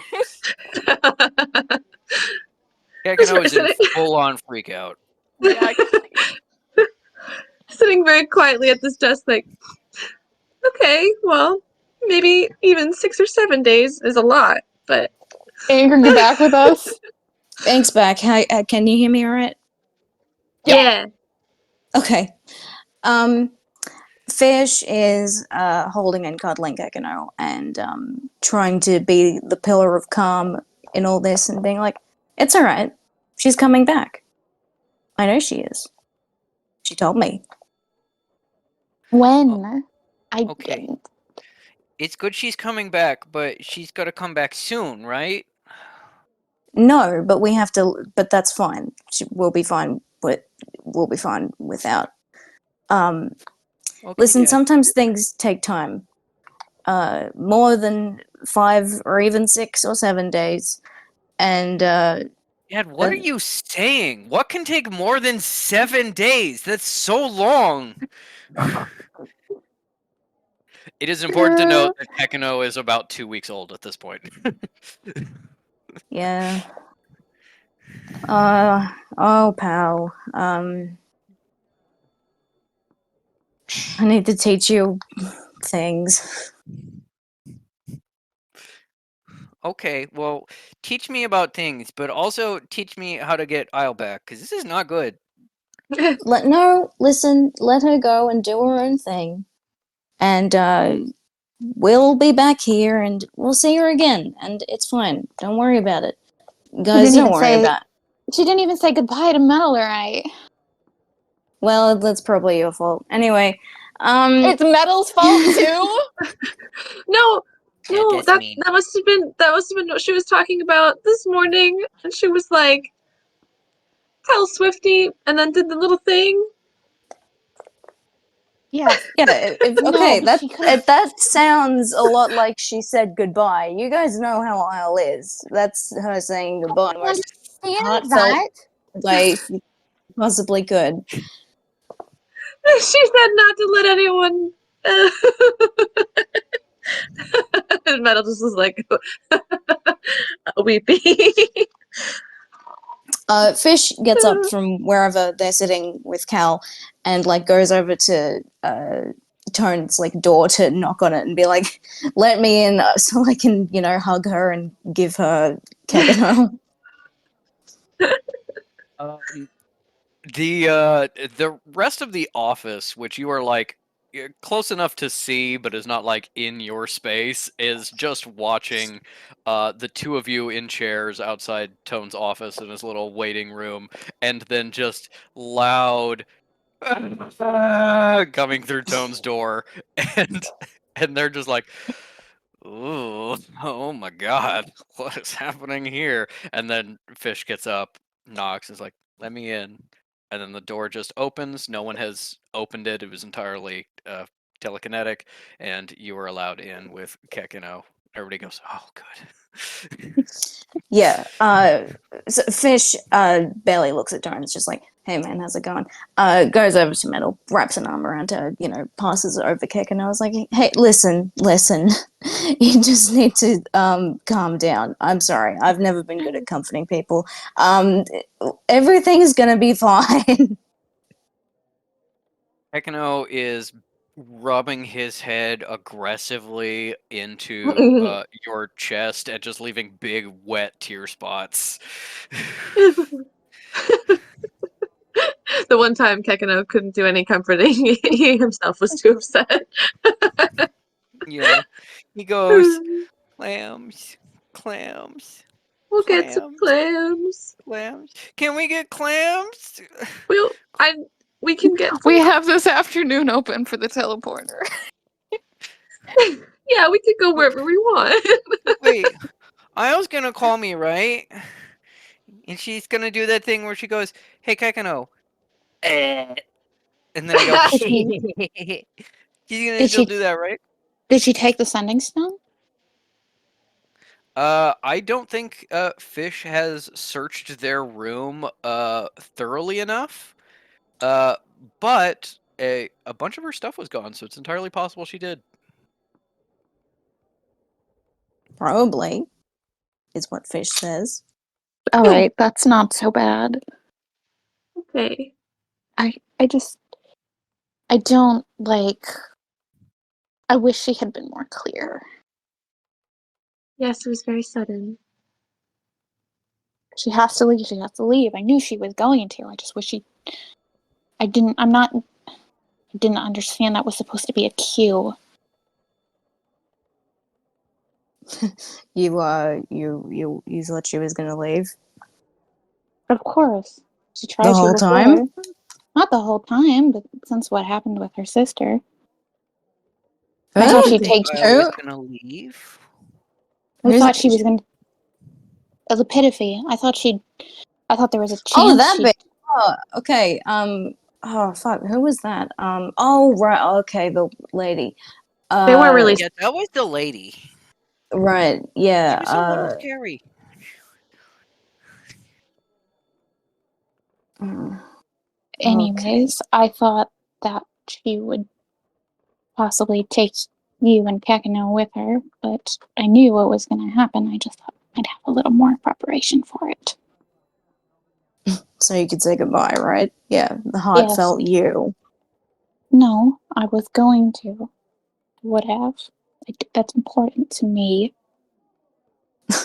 Okay, Danny. The way that you're talking, it's like you're gonna leave next. No, Cal's not gonna Metal, leave. Metal like swivels to the door. It's like, Cal is like, Cal's not gonna leave, and Isle is gonna be back, maybe in like 5 or 6 days. But Isle is definitely gonna be back because Dad said so, and then we're all gonna be together again. No one else is gonna leave. No, and I'm sure you don't want to hear this conversation. Are we done? How you doing there, Tarn? Metal's like, oh my god, this is in front of my boss. Hey, Tarn, how's it going? A little busy with work, but otherwise fine. It's pretty stressful knowing that there is someone in the sanctuary actively trying to tear down everything I and my loved ones have built over decades. Okay, yeah, Yeah. all right. That's valid. You know, there's a lot of stressors in this world. Tone's like, y'all gonna get over that, or Yeah, Tone's just kind of like, yeah, you know, I'm reassuring them because they're getting bad news, and then for me, it's like, hey, it's not bad news. It's actually secretly good news that Isle's doing this important thing, and it's like, oh, okay, everybody's really sad. Didn't really expect that, but I'll just let them get it out. Oh, this is going for a while. Yeah. Fish is like, I'm not sad, it's fine. I know she'll be back. And for the rest of you, sorry about it. I think Tone kind of like cuts short the half hour so that Metal gets out, and then Cal comes in for like a solid 15 fake debriefing before you're Yeah. all free. Cal, I will say, this is the politest Tone has ever seen her. Like, she sits with her hand in her lap, and then she's just sort of like quietly like going through her notebooks and stuff like that. No fucking sass, no talk back. Does he attempt to talk to her at all? I think he just works quietly, but as Cal is kind of like leaving, he psychically goes, "Oh, Cleric Denier, I was was contacted by Abbot Tinnitus, who seems concerned about something regarding your last mission. He didn't get into any details. I would expect a call Yes. from him." Yes, I know. I may need your help with that. You may need my help. Administrator, Yes? would you punish me if Tinnitus asked you to? No. No? When You you give me are your word on that? when you are in the temple, it is up to Tinnitus to decide what to do with you. When you are here, you are mine.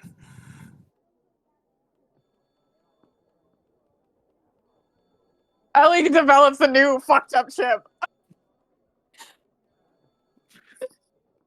No, Cal's going to turn. I think they probably understand lack of facial expressions more than other people do, so you can Yes. see that she looks kind of puzzled by that, and she goes, but the teleporter, their temple, their union, they asked you to punish Kessel.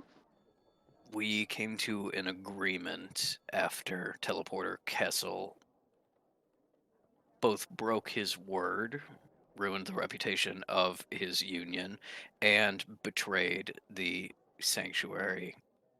Not in a particularly harmful way, but in order to cut off potential harm.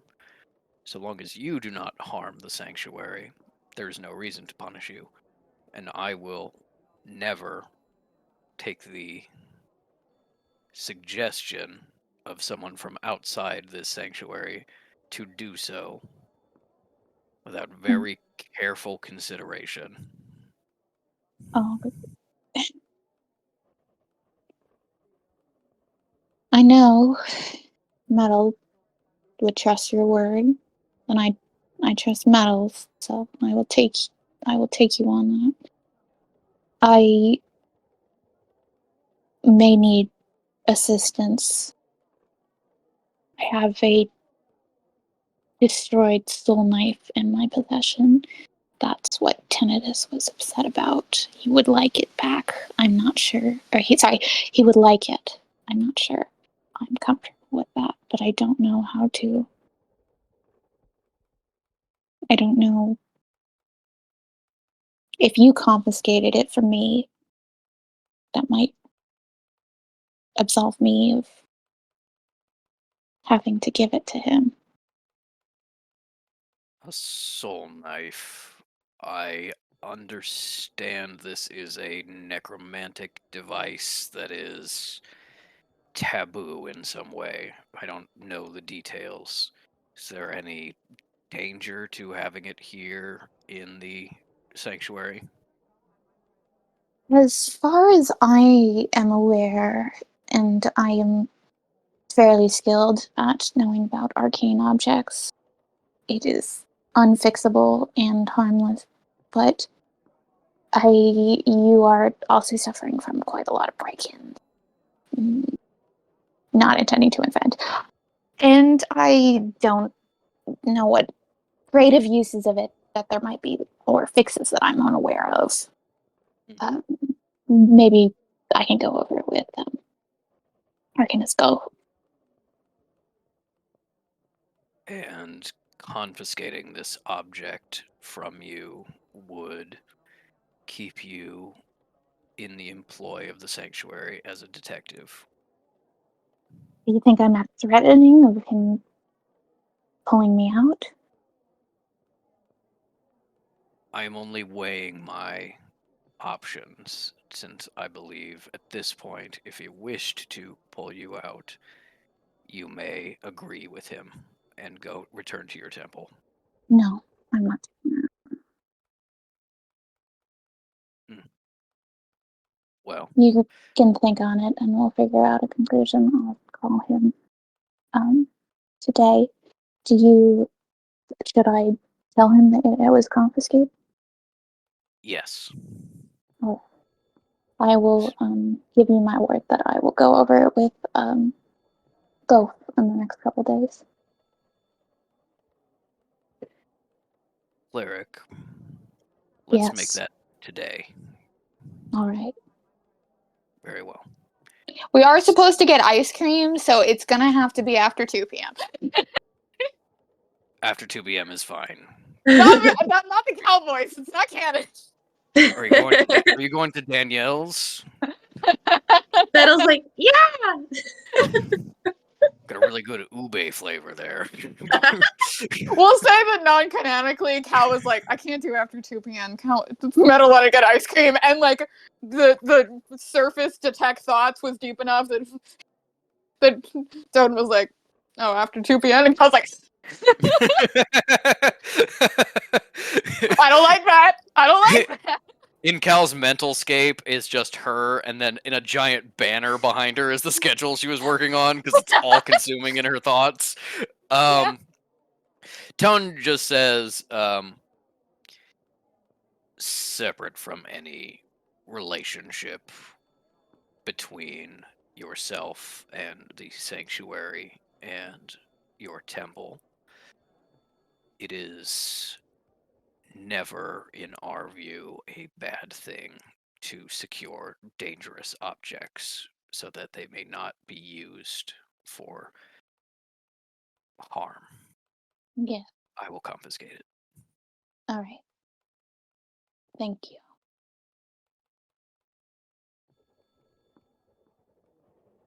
As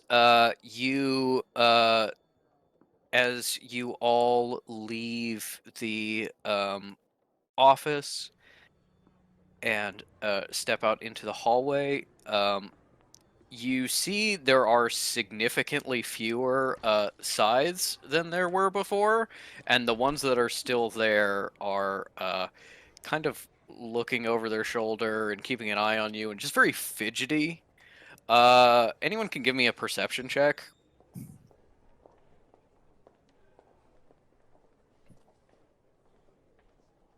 I I Nat want 20. Oh, wow. Yo! Mine's really Just good got too. eyes on a swivel, like Isle's gonna show up in the background, like, I'm done! It's I got- it's the god powers manifesting anyway.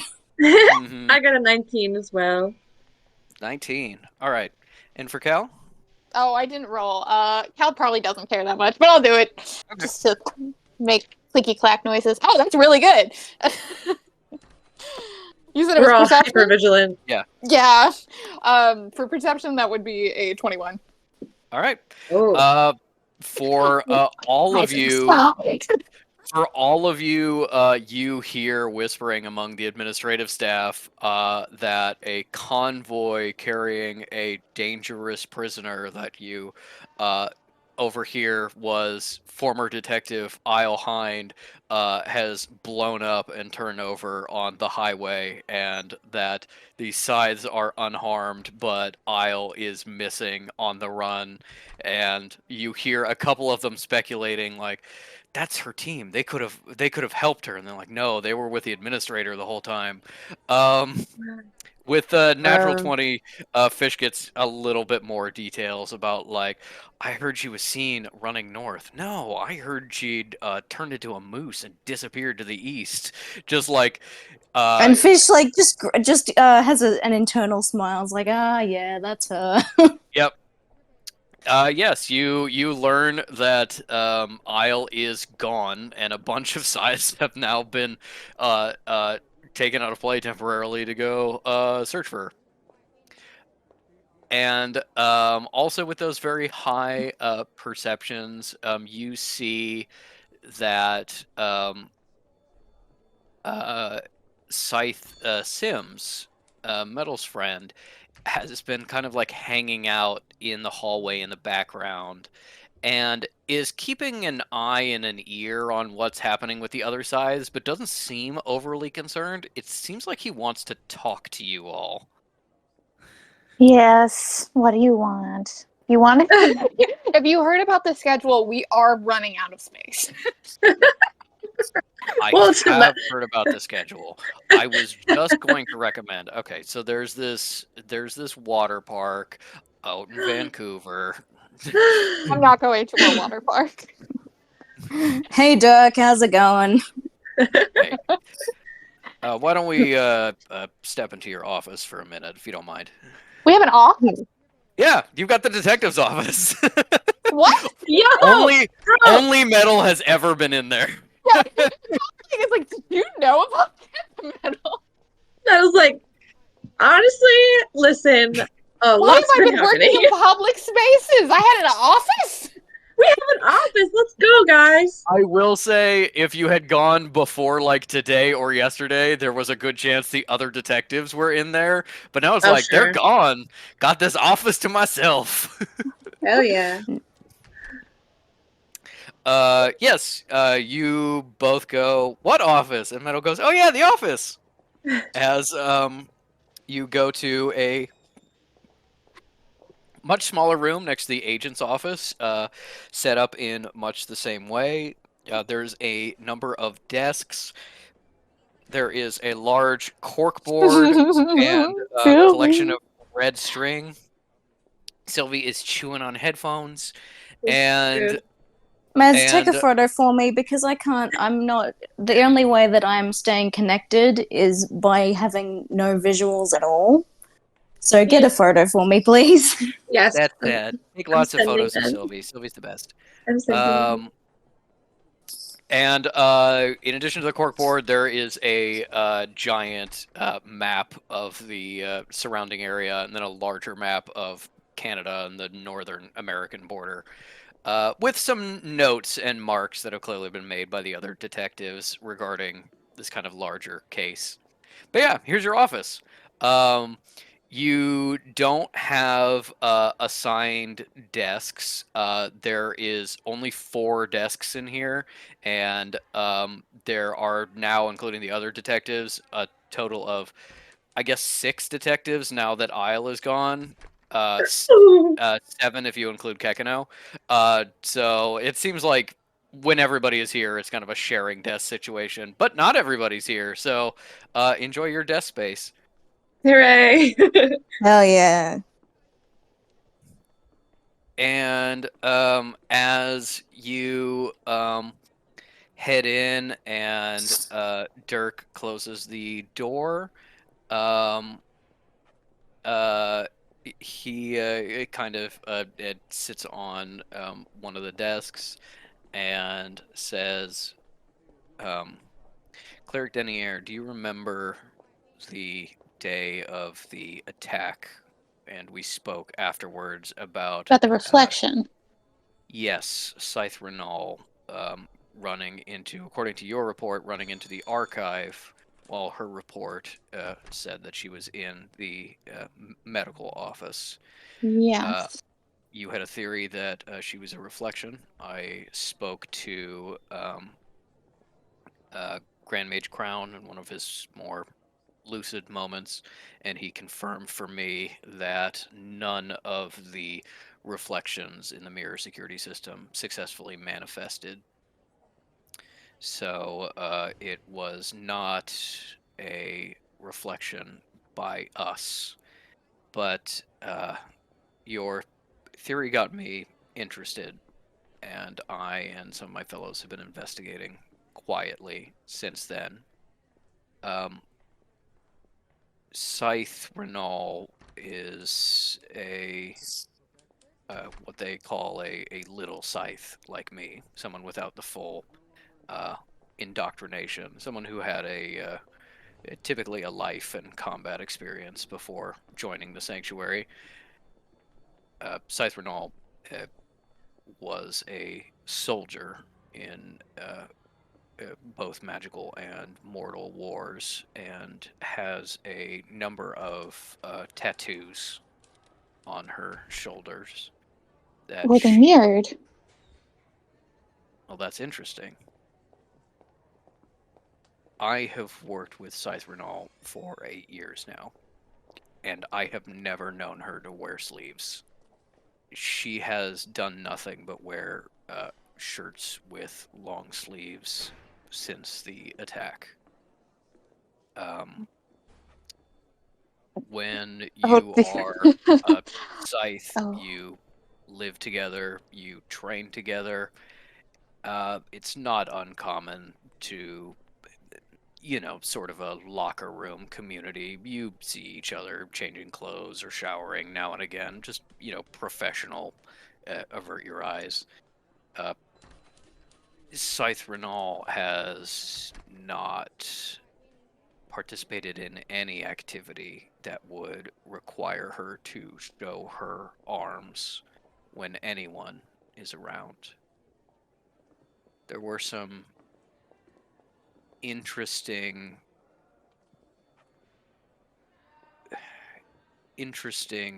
slips after the attack. Scythe Renal not knowing the day's passwords, missing where her locker is, losing equipment. Small things, but with that plus the evidence, I am of the opinion that she has been replaced. Yeah. And since I was tasked by the elders with our internal security, I think that if you are still certain of what you saw that day, we have enough to take her into custody and try and figure out what's happening.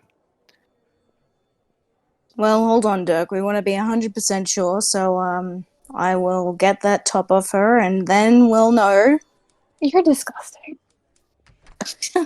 Oh, come on, Danielle. Metal's like fish. Oh my god.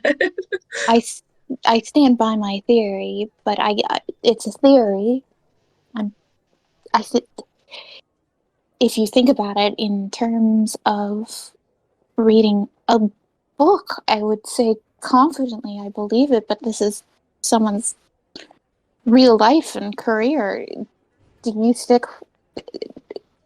Mr. Sims, do you feel that I'm correct? You willing to risk your friendship with this person on it?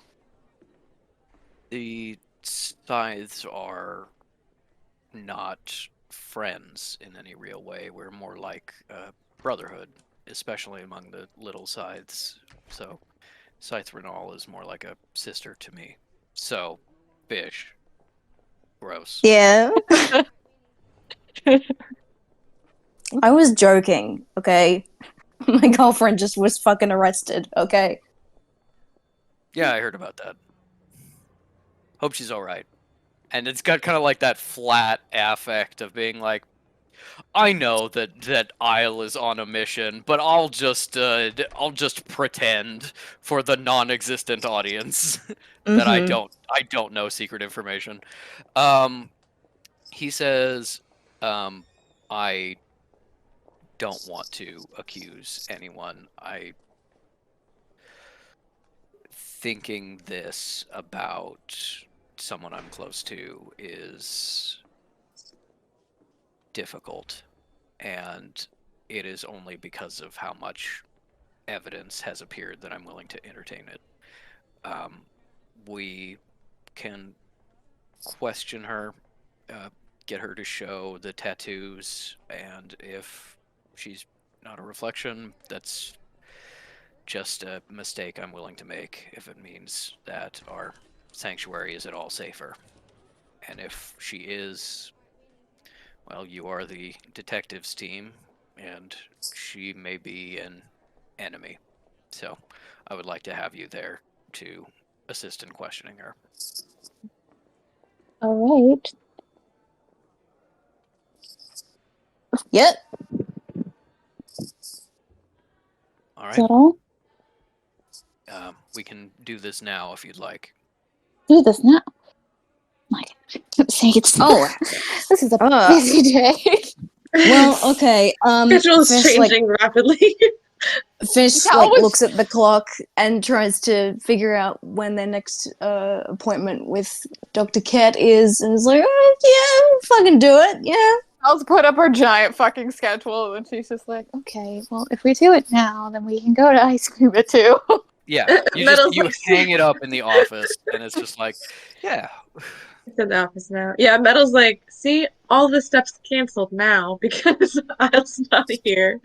Well, hey, No, what, there's why- not really any We have point of extra going free to. time. Yeah. my name isn't written here, guys. You didn't plan anything with me? You didn't plan anything Well, with me? we have open spots, and there's activities that Metal was wanting you to go to, but you weren't there at breakfast. Oh, I'm telling you, water park. I'm not going to Yeah. a water park. Water park. Metal's like, Dirk, what days are you off? I mean, with the emergency, I'm working 7 and 7, so Okay, no days well- off. But I've got some evenings off, Okay. a little bit of time. Let's see, I've got Friday evening. I'm not working, and Saturday evening this week. So Okay. Water park. yeah, and- well, I've never been a third wheel in my fucking life, so I will sit out of that. what do you Well, we mean? all- If you want to start writing things on the What do you board, you can mean, use what an do I open mean? spot. Metal's like, I don't even know if a water park at night would be as fun. Wouldn't it get quite cold? We are in Canada in Yeah. late fall. Well, yes, maybe right, early fall. Anyway, That's why well, it's perfect. Nobody's there. Weird. so true. You're a strange man, Mr. Sims. But well, yes, gang, Fish, should- I have to call my superior today and prepare for something on Thursday, but I'm alright for doing it now. And Fish, if you want any time in the schedule, you better start, because as Mr. Sims has heard, so other people will probably start approaching us. it's filling taking up. spots. It's just filling up. They're all going on dates. I'll give with you Metal and Cal. priority. I will give you priority over Sanctuary randoms, unless it's Jesse. Yeah, well, we're definitely gonna go out with Jesse. It just sucks because, like, you know, I mean, I've had jobs before, but I've never really had a career, and I've had a life before, but I've never really had things happening in it. So now I've got both, and it's the fucking work-life balance. And goddamn, Amen.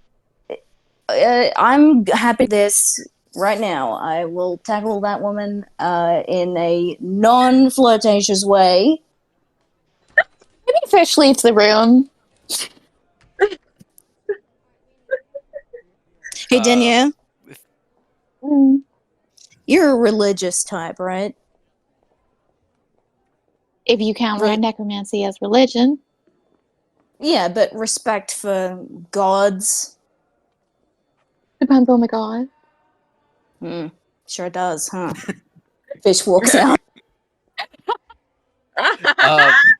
As you are getting your stuff together, Metal probably making sure she's got the handcuffs and stuff like that. Dirk kind of looks at the two of you as you're getting up to leave, and he's just like, I mean, she's still a trained scythe. I would love to see Fish try to tackle her. I, Mr. Sons, I will let you make the final call on it. I just didn't want any incidents. Yeah, I appreciate it. All right. You head out. I think Cal does tag Fish back in while they're leaving, being like, I was fucking being an asshole, just like waving her hand dismissively. Mhm. Oh, okay. Fish comes back. And then they walk off.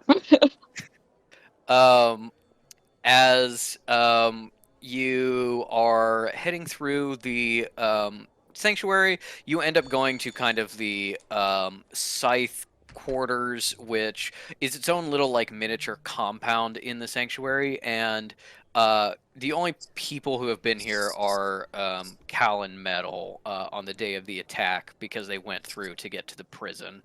While Fish and Isle only saw kind of like the outside and generally where it is, but like not a place that anyone has any reason to go regularly.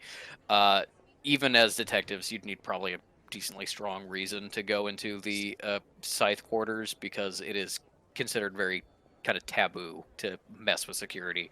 It's their space, and you've got to have a kind of a damn good reason for going in there. But Dirk waves you in. You see a kind of like meeting of hallways off to one side. There is what seems to be a training grounds and another number of rooms coming off showing barracks and weapon rooms. Armories and some rooms that seem to be dedicated to magical devices. And this can clearly house a decent amount of people. There are not a ton here. There are some sides clearly off shift, kind of wandering around. But a lot of scythes who would probably be here on their time off are now working security because the ones who were supposed to be working are chasing Isle. So it seems like this is purposefully kind of an opportunity to have less of an audience. And Cal recognizes Scythe Renal, who seems to have just come out of a training session or something like that, wearing a very tight, long sleeve shirt, kind of a medium height woman. With a little bit darker skin, hair pulled back into kind of a short fighting braid. And as you come in, you see that the And other. Yeah, I do an arcana to see if I feel like she has a soul. go for it. Cool. Can Fish do Eldritch Sight? Sure. It's only a 14 for me. Okay, am I rolling a perception on that? Yeah, roll me perception with Eldritch Cool. Sight. 7. So that's 9. You look at her with your Eldritch Sight, and you kind of feel your eyes like skip off her a little bit. Like, not just like, oh, she doesn't have any magic, but like something is actively like kind of repelling your sight. And then you look at some of the others, and you realize kind of the same thing is happening. And you remember that scythes have sort of anti-magic training in order to defend themselves against mages. So your Eldritch Sight may not be super helpful here. For a cow, you feel something. You couldn't be sure whether it was a soul or not, but you do kind of feel something coming from her. And all three of you notice that the other scythes who are here, who just seem to be like off work and hanging around, you can kind of see in body language the difference between the regular scythes who are indoctrinated and like are taking a break because they are mandated to and are just going to quietly sit somewhere until brought back on shift, and the little sides who are more human-like and actually, enjoying time off. You can see that the ones that are randomly spread around the room only appear to be randomly spread, and as you come in, they start to tighten a sort of invisible cordon around Scythe Renal, make sure she can't kind of escape, but without making it obvious that they're trapping her. Hey, Krista. Yeah, Dirk, what's up? You want a sparring match? What are the detectives doing here? Oh, I was just telling them some stories about your service in the wars. They wanted to see the tattoos, Fish raises also up au- Kekano. Fish raises up Kekano. Was like he wanted to see. I want to see the tattoos. We're also auctioning off more space in our teleporter schedule for who wins the fight. I'd say both Cal and Fish give me a persuasion check, and Can I we'll do deception?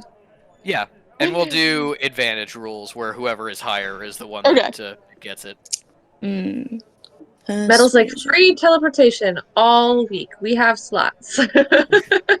Anywhere you want to go. Oh yeah, hell yeah. My persuasion is 19. My deception is 20. What's that? 22. Take it away. All right. So it works for both of you. That was just the kind of like combined effort. Scythe Renal looks at Kekano and Metal and Cal kind of auctioning off space in the teleporter schedule, and she is doesn't seem overly suspicious. She's just like, oh yeah, no, those are some great stories. Just not right now. I'm a little bit busy, sweaty, stuff like that. And Dirk's just like, come on, just show him the tattoos. No, it's all right. It's okay. Maybe later. Scythe Renal, show us your tattoos. And you distracted her sufficiently that she didn't notice the tightening cordon until it was kind of too late. And she looks at all of you like something of a hunted animal. And then she is going to pull out her scythe. It folds out into place as she was just training with it, and she takes a swing for the scythe next to her, immediately blocking her way, and he successfully blocks it. I want everyone to roll initiative. No. We are just going to very quickly determine kind of what happens. We're going to abstract very quickly. Okay. I want initiative to know what order to have you do stuff in. 9 for me. 17. 4. Okay. Okay, Why are fish. your fucking... They're Fish. so bad! Fish. Blasphemous dot plus her in the shoulder. Okay. Yeah. Yeah. Go ahead and roll me damage for that. Okay. Hold on, I have to get out all these different fucking D4s. Yeah. Hmm.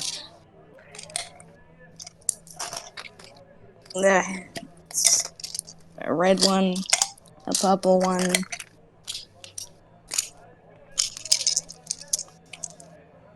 A red and blue one.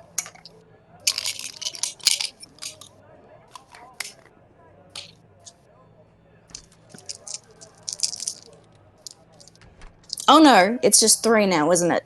Oh, guys, Fish has lost a dot, but one of them's fat now. Cool. Yeah. That is true. There's one less dart, but one of them does double damage. Yes. Okay.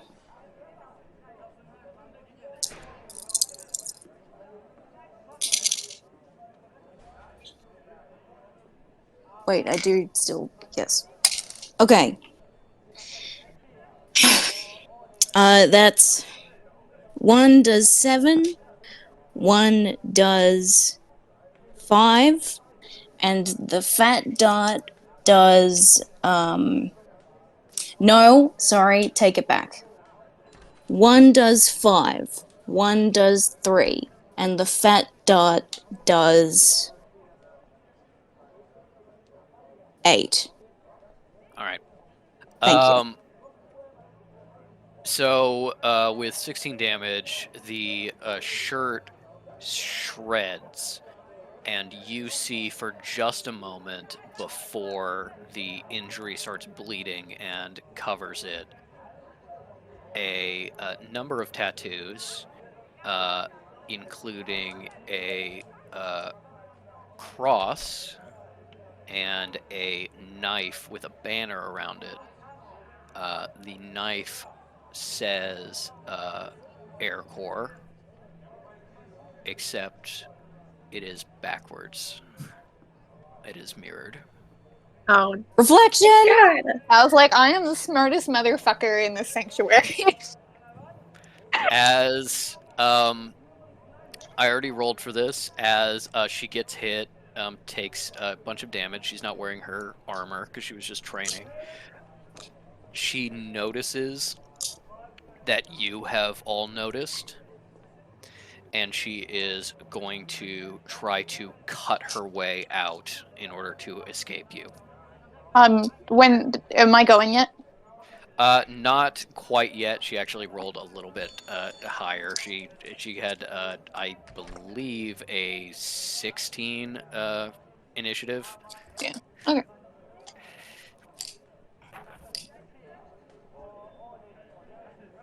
She faints at the scythe who was next to her. Then she pulls out and swings at Dirk and Metal off to the side before trying to make a break for it. What is Metal's AC?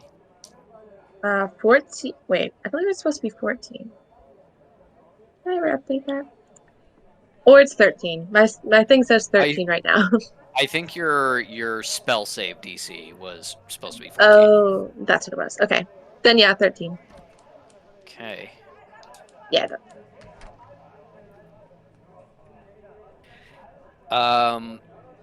She knocks Dirk out of the way, doing a decent amount of damage to him, but mostly getting him to stumble before putting the scythe into Metal's shoulder and tearing upwards for 10 points of damage. Jesus Christ! And she is then going Ow! to try to force her way through. I need now Metal and Dirk to give me a athletics or acrobatics check with disadvantage because you just got knocked off your game. Oh no. I rolled 2 3s. 2 3s. Give me a sec Sh- give me the math. Let me give you the all right. hold on. I'm sure it's really good. Yeah. You know, you got 6. that plus 15 to athletics. Yeah, It's a 6, everyone. maybe. Hmm.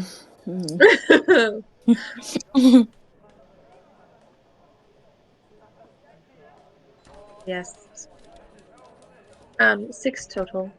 6 total. Okay. Okay.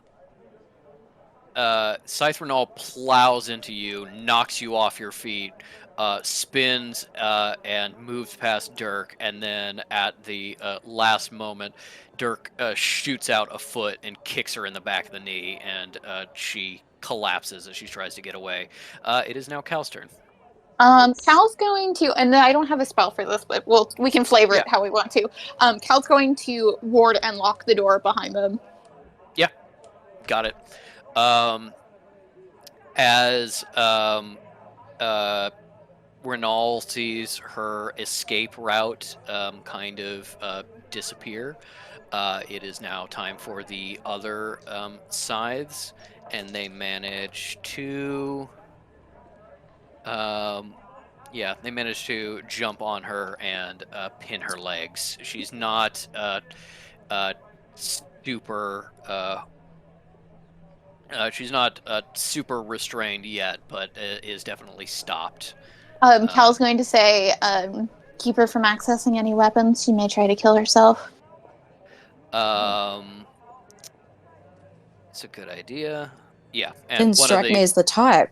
one of the scythes manages to stomp on her hand and then kick the scythe out of her grip, and she is unarmed, except that she's a trained warrior, so she's never truly unarmed.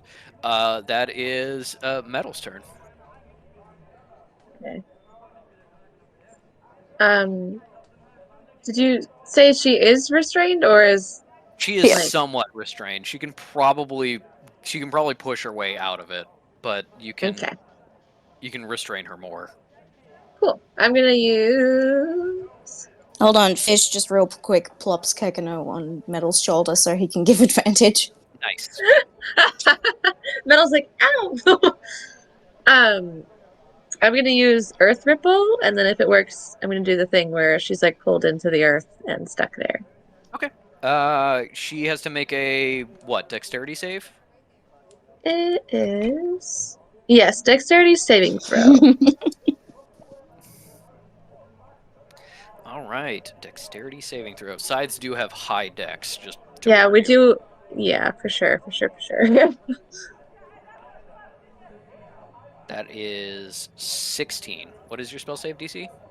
Damn it, it's 14.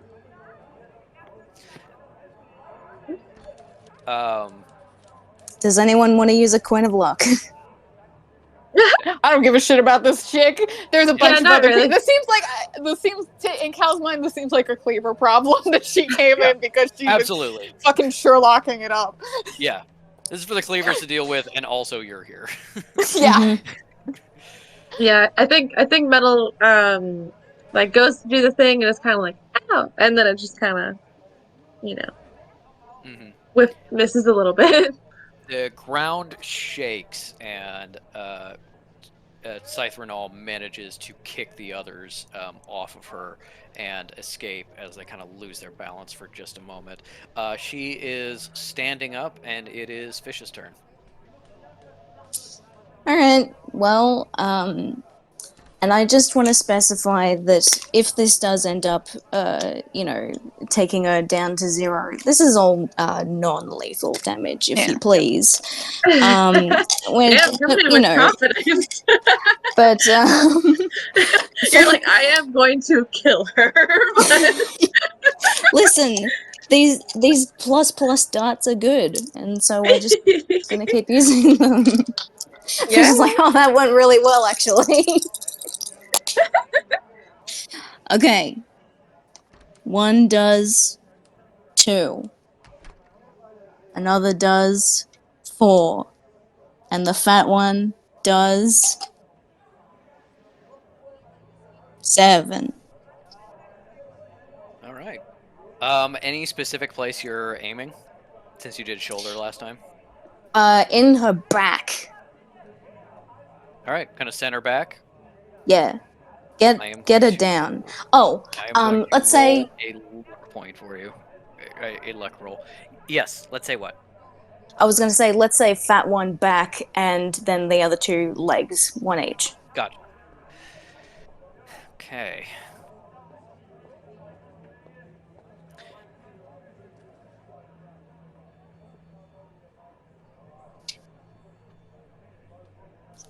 Unlucky.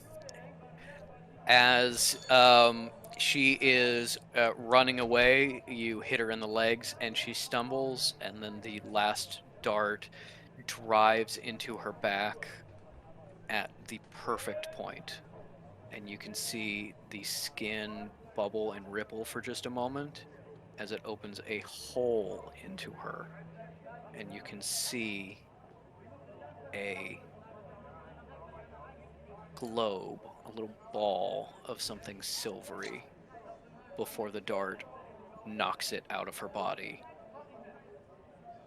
Ching, ching, ching, ching, as Scythrenal falls to the ground and immediately starts dissipating from the fingers and toes.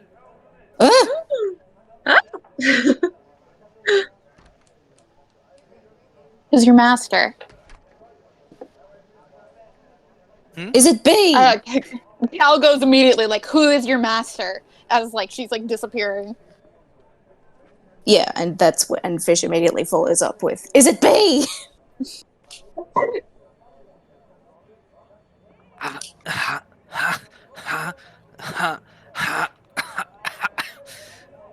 What happened to the real Renal?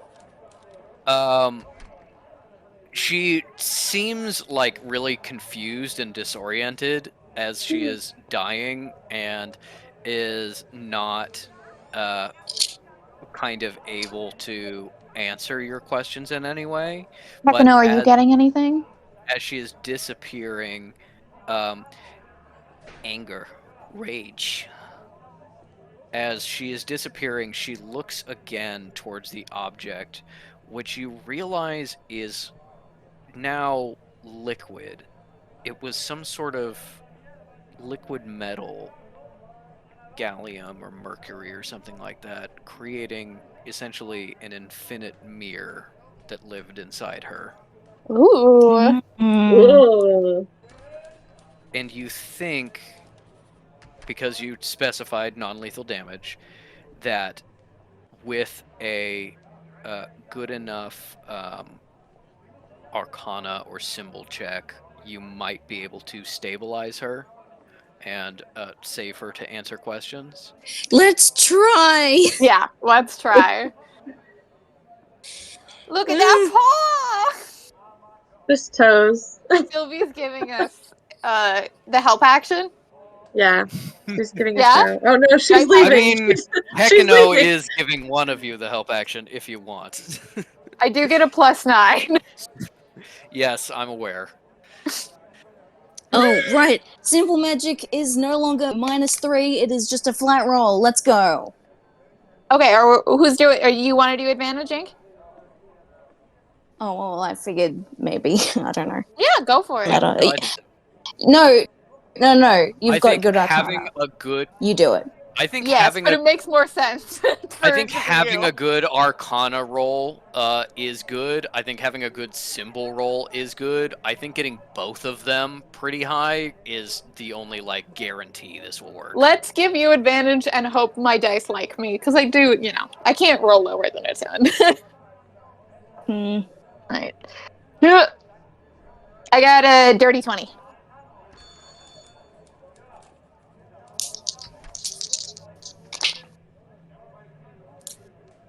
$16. Okay. With a dirty 20 and a 16, Cal manages to go over and scoop up the metal goo using shadows to kind of shield her hands a little bit and form it back into a ball.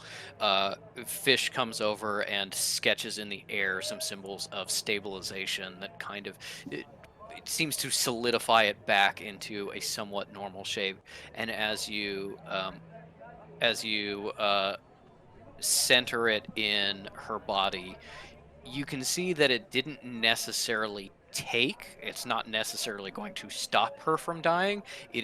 Does seem to severely delay her dying. And she gets enough clarity to look at you all around her as the scythes are coming in to grab her and hold her down. And she says, Carl's gonna like gesture over Dirk to be like in her front line of sight. She looks at you all and also at Dirk and the other scythes, and you see, with passive insight, maybe a hint of sadness that this is happening with the other scythes, an emotion that reflections don't feel, as she says, "You are fighting against the future," and then goes silent as the scythes manage to grab her and start marching her away to the cells. Take her to Tone. Hmm? Take her to Tone. Dirk is like, that's a good idea, Tone. I will go get Gof and Hank to make sure the cell is fortified to keep her from kind of disapparating, and if you'll go grab Tone, we'll handle this. All right. Back to Tone's office. Sounds like Jesus Christ. You Leave guys. me alone! I'm trying to eat my sandwich. Yeah. I'm sick of you guys. Tone is like, I'm so busy. It was such a kindness from me to just like have you in my workplace for like 45 minutes to give you an alibi, and now you are making me pay for it.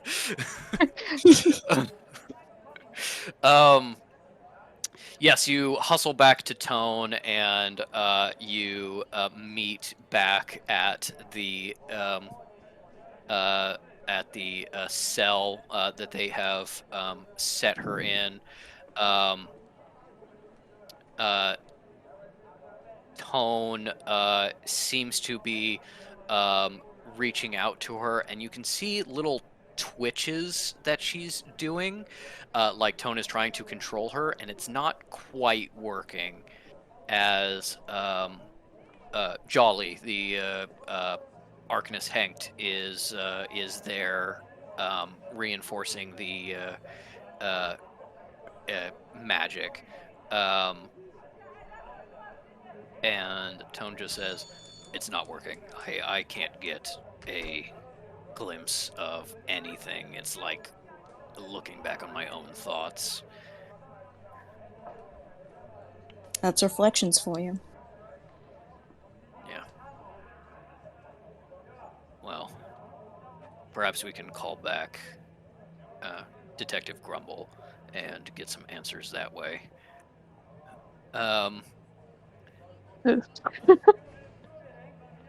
Scythe Renal has kind of quieted at this moment and is just looking down at her hands. And with the mention of Detective Grumble, she looks up again. She looks at Hank reinforcing the symbols, and she looks at Tone and says, "No, I don't think so," and disappears with the ball of silver splashing onto the ground as she kills herself. Jesus. Moody, no! This is your idea. Damn. Hey, we got progress. It's crazy. She always had the ability to do that. It was just once she was like completely out of options, she hit the kill switch. But yes, as Did we get any silver or blood on our clothes? You got a little bit of I think you got a little bit of like a little bit of Dirk blood on metal and stuff like that, but no like blood from her seemingly, and no silver on your clothes. But you see the once she dies, the silver ball splats in the ground and starts hissing and fizzling a little bit before laying still. Gross. Tone looks at it for a moment as the scythes start wandering off back to their work. You know, the little scythes kind of shaken, the regular scythes not feeling enough emotion to really think one way or the other about it. But Tone waits until it is only the three of you and Dirk that are left, as he's been staring at this silver blob. And he quietly says to you, "That's Granite Brash's technique. When he was making these reflection servants that the society was so obsessed with, this was the secret. Mirrored liquid." And he turns fully to you and says, "I'm not sure we can be certain anymore that he is in fact a prisoner." Scythe Renal, or the reflection of Scythe Renal, has been here since the beginning, since the attack.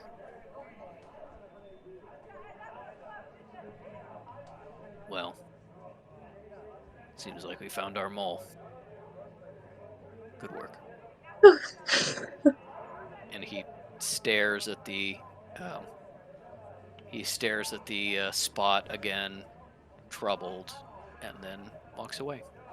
Can Cal do an insight if she's gonna get another fucking unwanted promotion? Metal's like, no more! Make it stop! No more promotions! Can I roll intelligence, because Fish is an idiot and just it may not occur to them, yeah, but that's an easy answer, isn't it? That may genuinely never occur to them. Sure, give a, let's say, intelligence saving throw. My insight was a dirty 20. With a dirty 20, you're like, I mean, this is good work, but it's good detective work, so probably wants to keep me in a detective role. Is there actually other things he could promote me to? Maybe, but I don't think any slots that are open. I think I'm safe here for a little bit longer, at least. We might have to worry about more promotions in the future. Yeah, I will say that was my joke, but on a dirty 20, am I getting any additional kind of like vibes off Tone? Tone doesn't Does think Tone like me now? Tone, yeah, with a dirty 20, I'd say that's enough. After your conversation about the knife that was clearly kind of like distancing you from Tinnitus, the association between you and Tinnitus is weakened enough that Tone is less peeved by you because he's not reminded of Tinnitus every single time. He's once again focusing on you as your own person, and he likes who Cal is, at least as a worker. You know, they braid personality wise, but you get the sense of like a little bit of you know, pride of being like, I promoted this person and put my trust in them and they did a good job. But you also, with a dirty 20, get a lot of trouble from him of this is not the end. This is just one move in a larger game. All right. Okay. What is Fish's intelligence saving throw? 12. 12 is enough that you're definitely like They were definitely like B, brash, B for brash, and there was also the connection with the society. He was at the society party, and Sinner delivered something and threatened somebody at the president of the society. It's all coming together. But I think a 12 is enough that you're kind of like,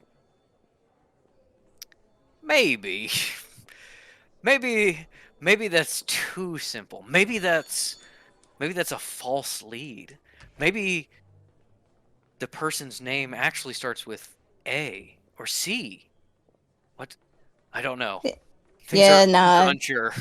It's too much credit for them. They're just like, yeah, we solved it. I guess. That was kind of a letdown. It didn't end up being like a huge thing. I was expecting a whole huge thing. I also think with a 12, you were kind of like, I met Brash. Didn't seem that smart. No, he was Stinky Man. He wasn't that cool, you know. Yeah. Yeah. I didn't have to seduce Renault. Oh, that sucks. Yeah. Hey, you know what though? You really got everyone on your side, because if you hadn't revealed that tattoo, I'm not sure what would have happened. She might have escaped. Mm-hmm. So cool. And Ellie, just for context, Patrick, I found this. We did this in session 2 that Cal brought up to Dirk that she thought that this person might be a reflection, and in session 1, in the battle, I moved a Scythe character into the archive, and then in session 2, Cal went to Dirk and Mooney went to me and said, "Hey, the archive is closed because of damage, and the place above the archive got attacked. I saw someone run in there. Was that important?" And I was like, No. At the time, no. But then I was like, yeah. nice. No, and then what happened was 10 months later, Patrick was like, Dirk approaches you, Collegianus, and is asking about this possible reflection you saw, and I was like, what the fuck are you talking about? Literally. Sure. 1,000 years ago. I remember everything you say, hun. Done and dusted. Boom. Results. That's us. That's why we have an office. Yep, Yeah. that's why you have an offer. It's true. Now we resolve this, I think they go back to their... Hey, then you guys can stop me. They go back to the office, let Phil things in, and just maybe we can do a quick, like, catch-up chat, and then... I know, I want to try and get to Metal's appointment before the end of the night, if we can.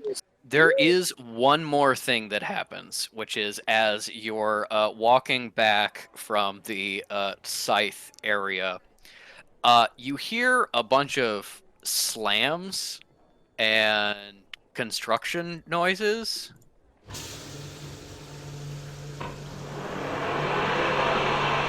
Triggering.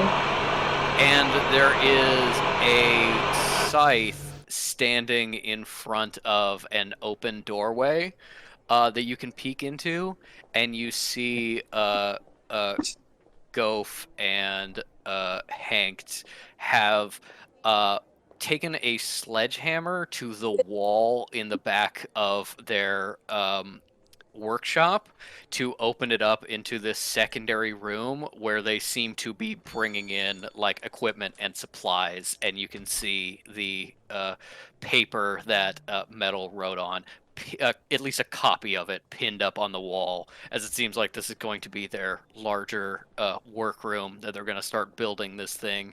Cool. Gof waves at you excitedly.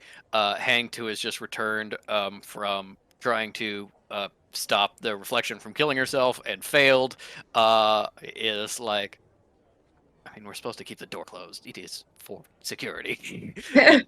Closes the door, and around the corner, with her jingling keys, you see Jessie coming towards you.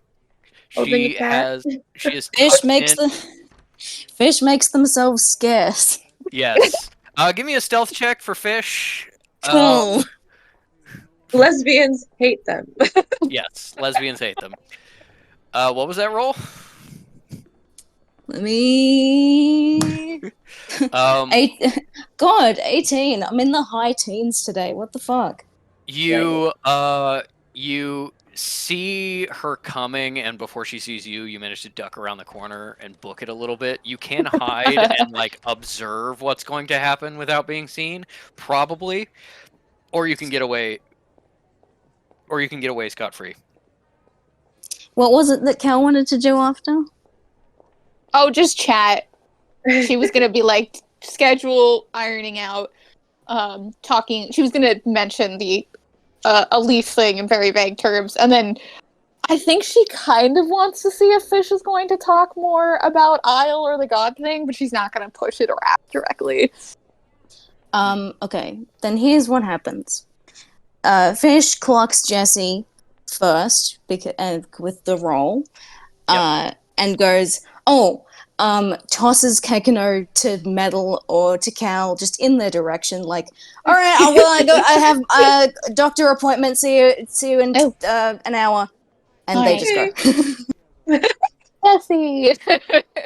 Jessie is walking up in her big stomping boots. She's got her kind of like flannel overshirt like tucked across her body into her belt to make a sling for Swifty, who is peeking out. And as she approaches you, Swifty just goes. And Kekino goes, Swifty! Swifty says hi, and she's excited to see you. Oh. Oh, hey guys, got the cat for you here. Thank And, you. she was Dream, and Claire really liked having her around, which sucks because we might have to get a cat now. She got really sad when we were having to bring her back.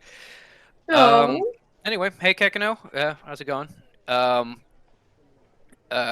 Cleric, I wanted to give you something if you got a moment. That works. Gof and Hank have this kind of project they're working on, and I don't really know what a symbol laser is or things like that, but they don't know how to calculate how much pipe you need for a plumbing system. So I'm going to be running in and out of the sanctuary a lot more, talking with some suppliers, getting them some things for this project. So, and she just kind of like pulls out her big clip of keys and she works off a key and hands it to you as she also pulls out Swifty and hands her to you and goes, this is my extra key to the custodial workroom if you want to go in there and sew. All the cabinets are locked. They use the other keys. Don't touch anything. It seems like a mess in there, but I've got everything right where I want it. So try not to touch stuff that's not the sewing machine. But since I won't be around as much, I wanted to give you the opportunity to use it. I'm grateful. Thank you. Rely on me. She picks up Swifty and she goes, "Hi." The cutest voice you've ever heard Cal use. Swifty says, "Hi. I had fun." Mm-hmm. I'd like to make a real quick suggestion.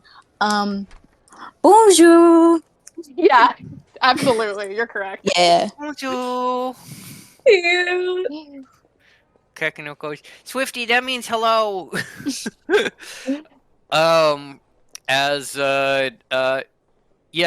Jesse gives you a nod, turns around, and then goes, "Oh, yeah, there was something else. Right." Pulls out a piece of paper, hands it to you. Claire talked to the society people and got them to cancel the talk thing, and we got a phone number for you for a Fuck. Mother Shepherd. Here you go. Everyone on Thank Earth. you. That's the safe name. She's like, oh, thank you. She's immediately relieved for a way that would make no sense to anybody present. And she's like, thank you. I actually got this contact info from Jamal as well. But I do want to express how grateful I am for you to do that. And Claire as well. Yeah, no problem. I mean, Claire's pretty excited to meet her since you sort of Yes. promised. Yes, I actually I have a meeting with her later this week, and I will discuss the two of you. If it's still something you want to go forward with, I can absolutely make that happen. Yeah, no, it is. It's something we talked about before, and we're been talking about even more in the last week, and yeah, Would it be an addition to the cat? I think, unfortunately, that it's going to be a kind of like, 9 months to however long it takes, and that there won't be, something to replace the cat until much later. So yes, probably both. Cal actually does like give a soft Little laugh, and she's like, "Well, I'm happy to help both of you. Shepard will be you'll be in good hands." Thank you, Polygenus. And yeah, use the sewing machine and don't touch anything. All right. Are you free at all? Like right now, or Well, I just in the next 6 days. We have this perk. She flips open like a little pocket notebook, and she's like, Very quick. Immediate travel. No, that's good. Anywhere. No. We were thinking maybe. Oh, I actually haven't ever been to Paris. Oh, what if for pasta night we go out? Oh. Italy. Obviously I That keep could work. Thursday nights free. I've also got a little bit of time in the afternoon tomorrow. Yeah, don't have a ton of time, and my schedule's going to be pretty crazy. But yeah, no, that right. sounds great. We'll be in touch. Yeah. Thanks so much.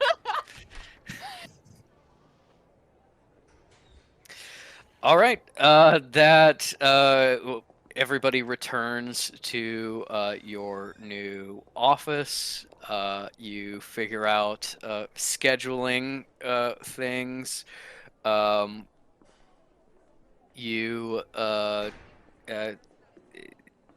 do you kind of chat and touch base about? Is there anything for the Fish's doctor appointment you want to cover first? No, it's pretty much what Ink and I agreed is that Fish's doctor's appointment, they're mostly going to be studying symbols to justify kind of the improvement.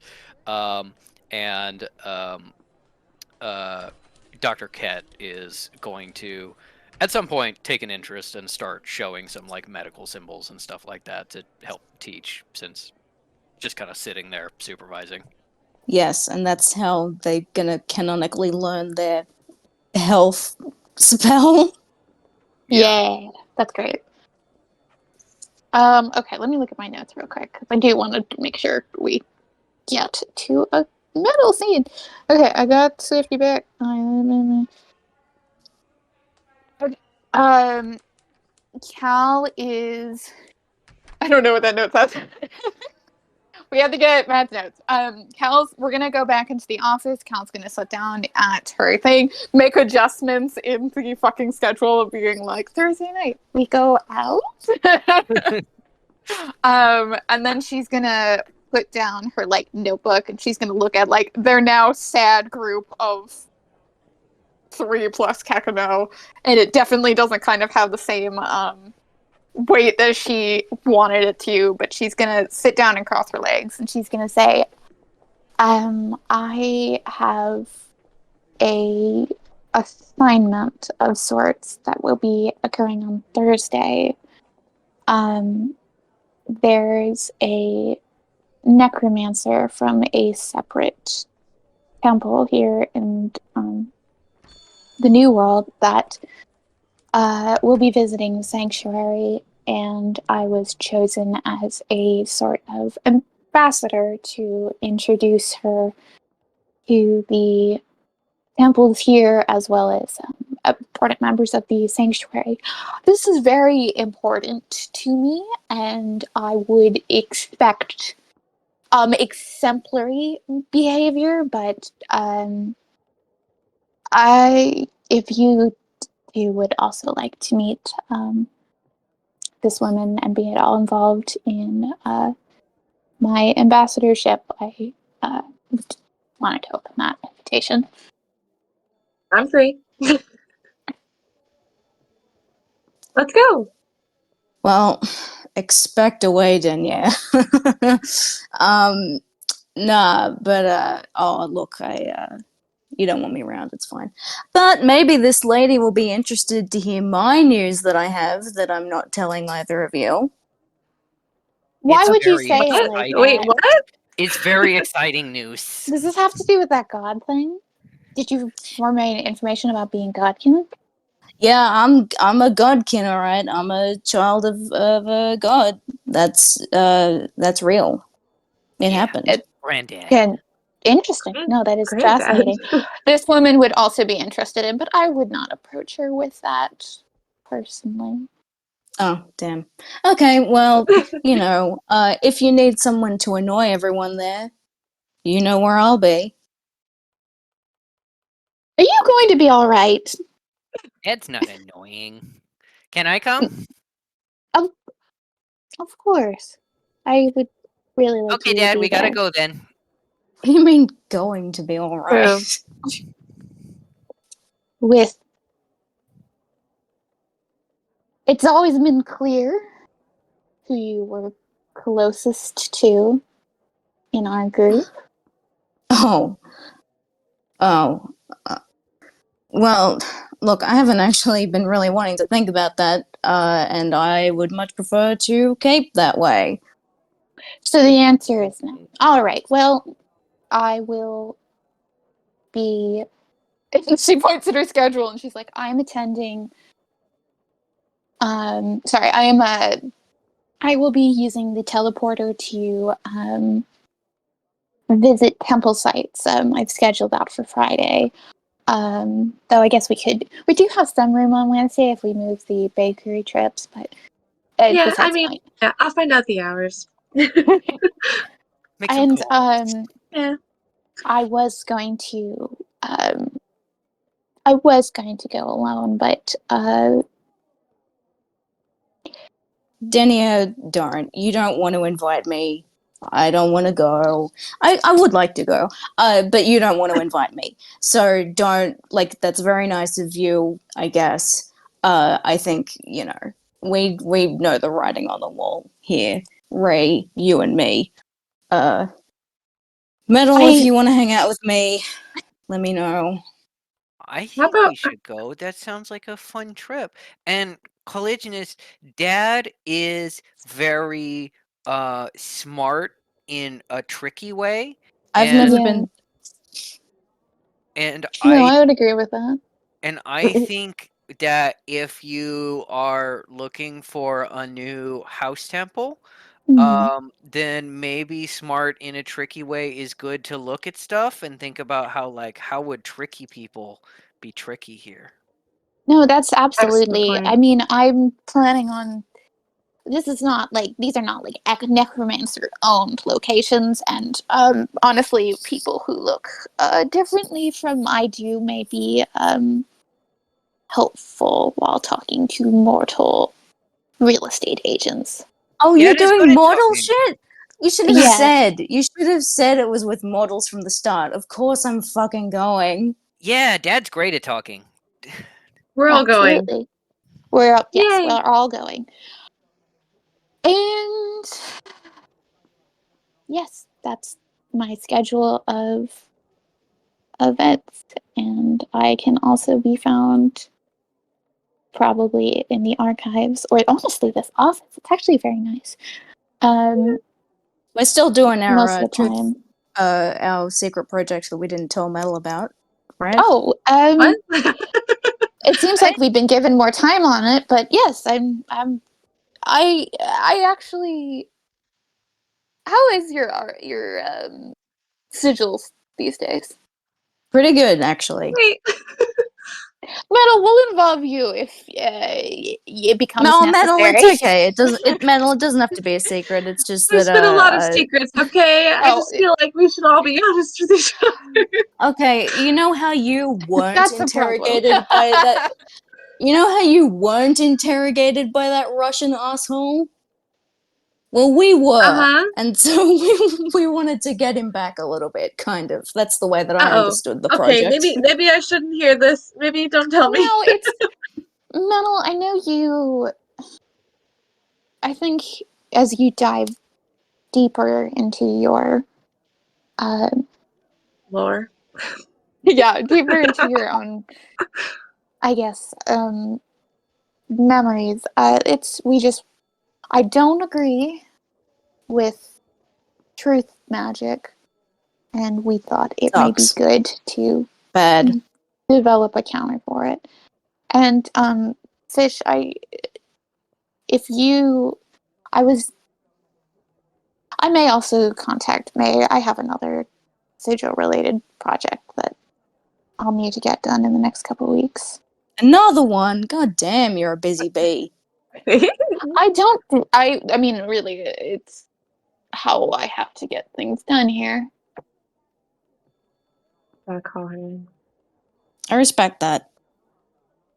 All right, well, that's all I had. I'm going to get back to work and call Tinnitus. Oh, fun. Good work today.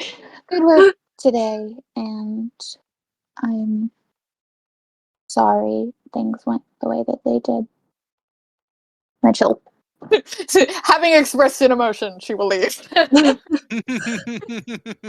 Metal's like, I'll be in my room later if you want to sleep over again. You want a sleepover, Metal? I'll do a sleepover. Yeah, Okay. Maybe sleepover. we can get one of the hotel rooms upstairs. Oh, It's okay. the off season, we're closed. Not the one where Kitsune was staying. They're missing a lot of stuff. Oh no. Oh dear. Oh no, I should never mind. I don't work there anymore, it's fine. Then yes, we'll have to coordinate. Ooh. I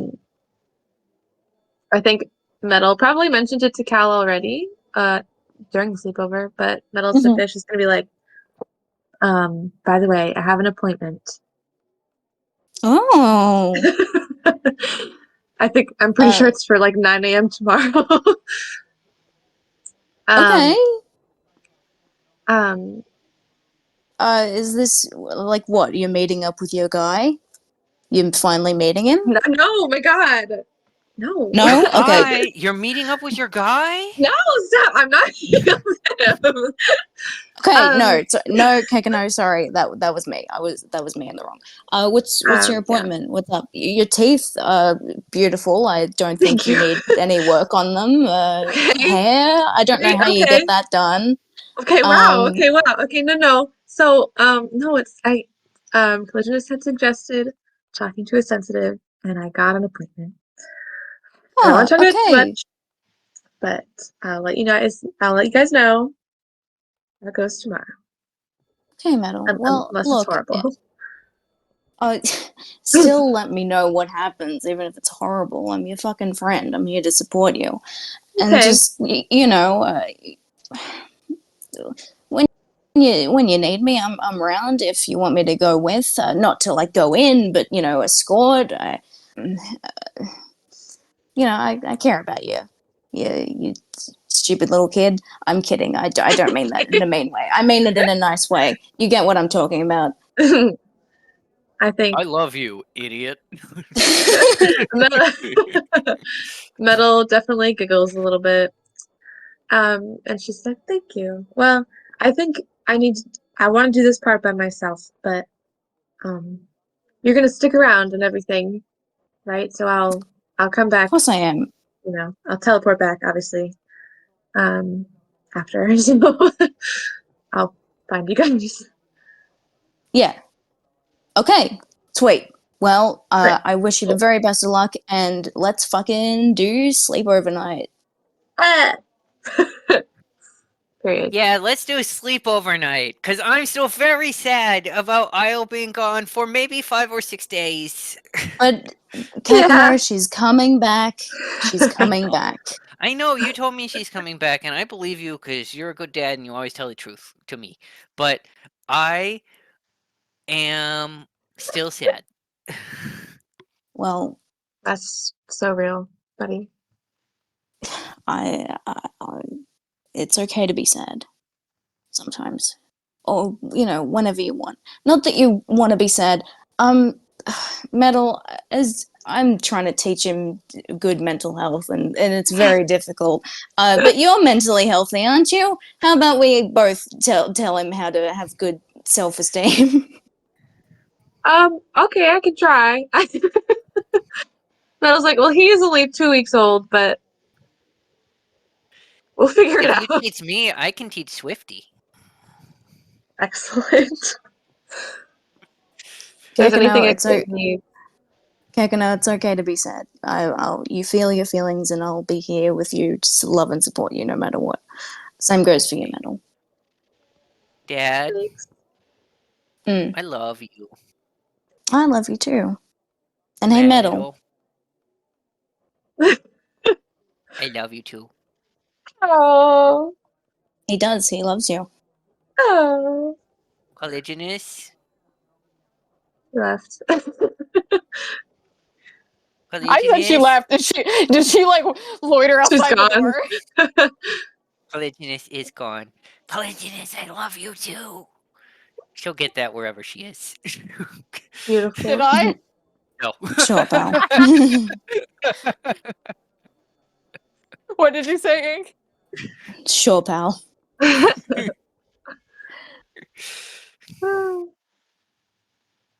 All right. I think that brings us to nighttime in the sanctuary.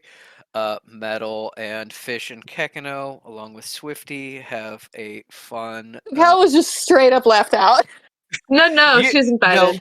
No, you are definitely invited, but you guys are having a fun party while Cal gets a little bit of coldness from her locket. Just fucker. Right before this, I just want to say, of course, Fish does genuinely want to spend time with Metal, but also it's very important that they not go back to that bedroom alone. Anyway, bye. Yeah, for sure. Is Cal at the slumber party when she gets the call?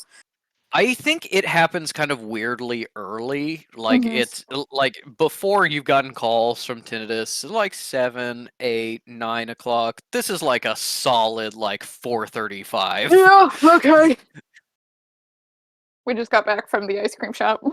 Yeah. It slapped. Also, continue. Okay. Do you answer? Yes. Hello, sister. Hello, Brother Tinnitus. I'm so glad you reached out to me.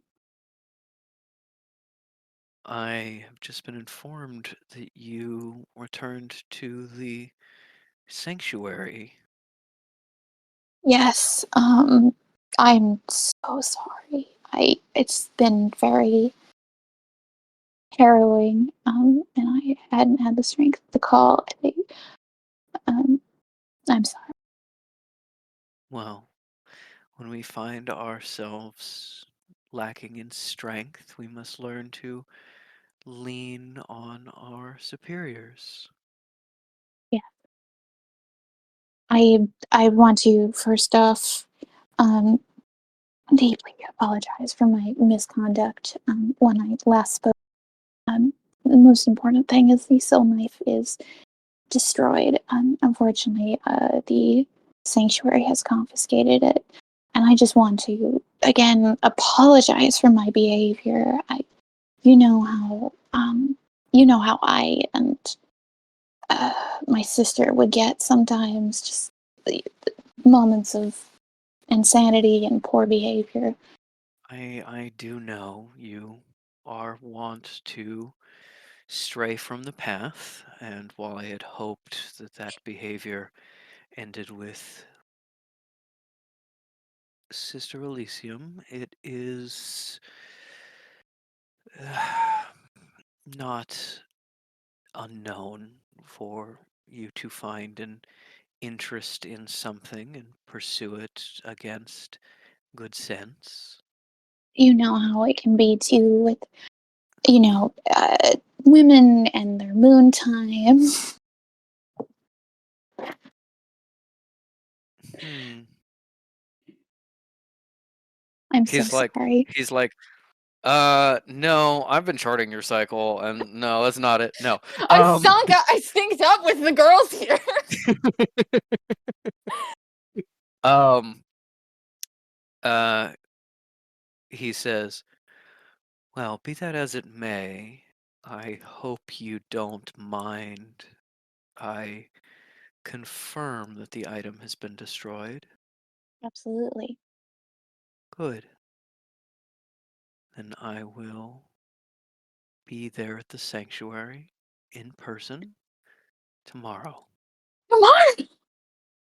Wow, that's wow. Tinnitus knows about that. Sorry, He, Tone knows about that. he has just been informed. Oh, wow. That's very short notice. Well, this is something of an emergency. Sister, we can't allow heresy to go uninvestigated, undealt with. Of course. Is there anything else that you needed me to do? Like, it's in the hands of Tone, and it is completely destroyed. I can give you my word on that. Give me a persuasion check. I guess it's not deception. She's telling the truth. Well, I don't know. Can you let me do deception because it is higher? Because she's lied a lot. Yeah, she has lied a lot, including during this conversation. So yeah, Yeah. give me a deception check. Oh, that completely fucking. I can hear you scrambling in the next room as you drop something. Oh, that was the phone. Yeah, that was not good. Anyway, let's try that again. Oh, that's pretty good. That's a 19. Okay. With a 19, there is a little bit of a pause on his end, and he says, Sister, I have never doubted that despite your stumblings, you had the best interest of our order in mind, and I do trust your word. But I will come and confirm myself, just to be sure, just due to the importance of what we deal here. And Of perhaps course. while I am visiting, perhaps you can show me the work you're doing on your pilgrimage. Yeah. Even when I was gone, I was making very good progress. The archivist they assigned me has uncovered a tremendous amount. That is excellent to hear. Has anyone accompanied you from the temple? I have had a few volunteers. I'm sure I will pick as we leave. Some of them may have other duties worth attending to. But yes, I'm sure I will be accompanied. You needn't worry for my safety, sister. Yes. No, I just, it's been a while since I saw Sister Tail, and I know you do trust her, but I know she's often out and unavailable from the temple. She is.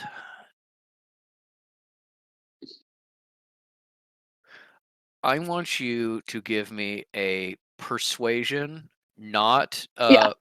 not not deception, a persuasion check. DC will say 16, only Okay. because you did the deception check so well that he's now trusting you. All right. Oh, cool. Hell yeah. Where did I put my notebook when everything fell?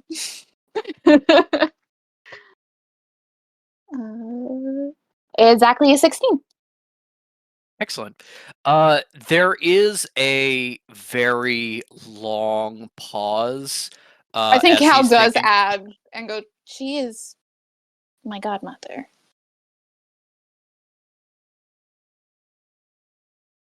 And though we are all family, it is important for you to spend time with those closest to you. Yes, sister, I'm sure we can rearrange Sister Tayl's schedule so that she may participate in this visit. So, I will speak to her after this call. thank you. I am very grateful for that. And I appreciate what a kind and generous abbot you are. Deception check.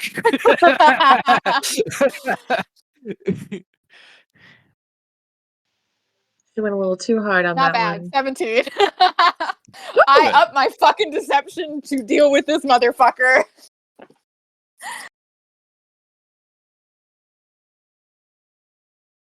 I know that, sister. You show that, and I appreciate it. It will be interesting to return to the sanctuary I helped found once again. Rest well, sister. I will see you soon. How long will you be staying with us?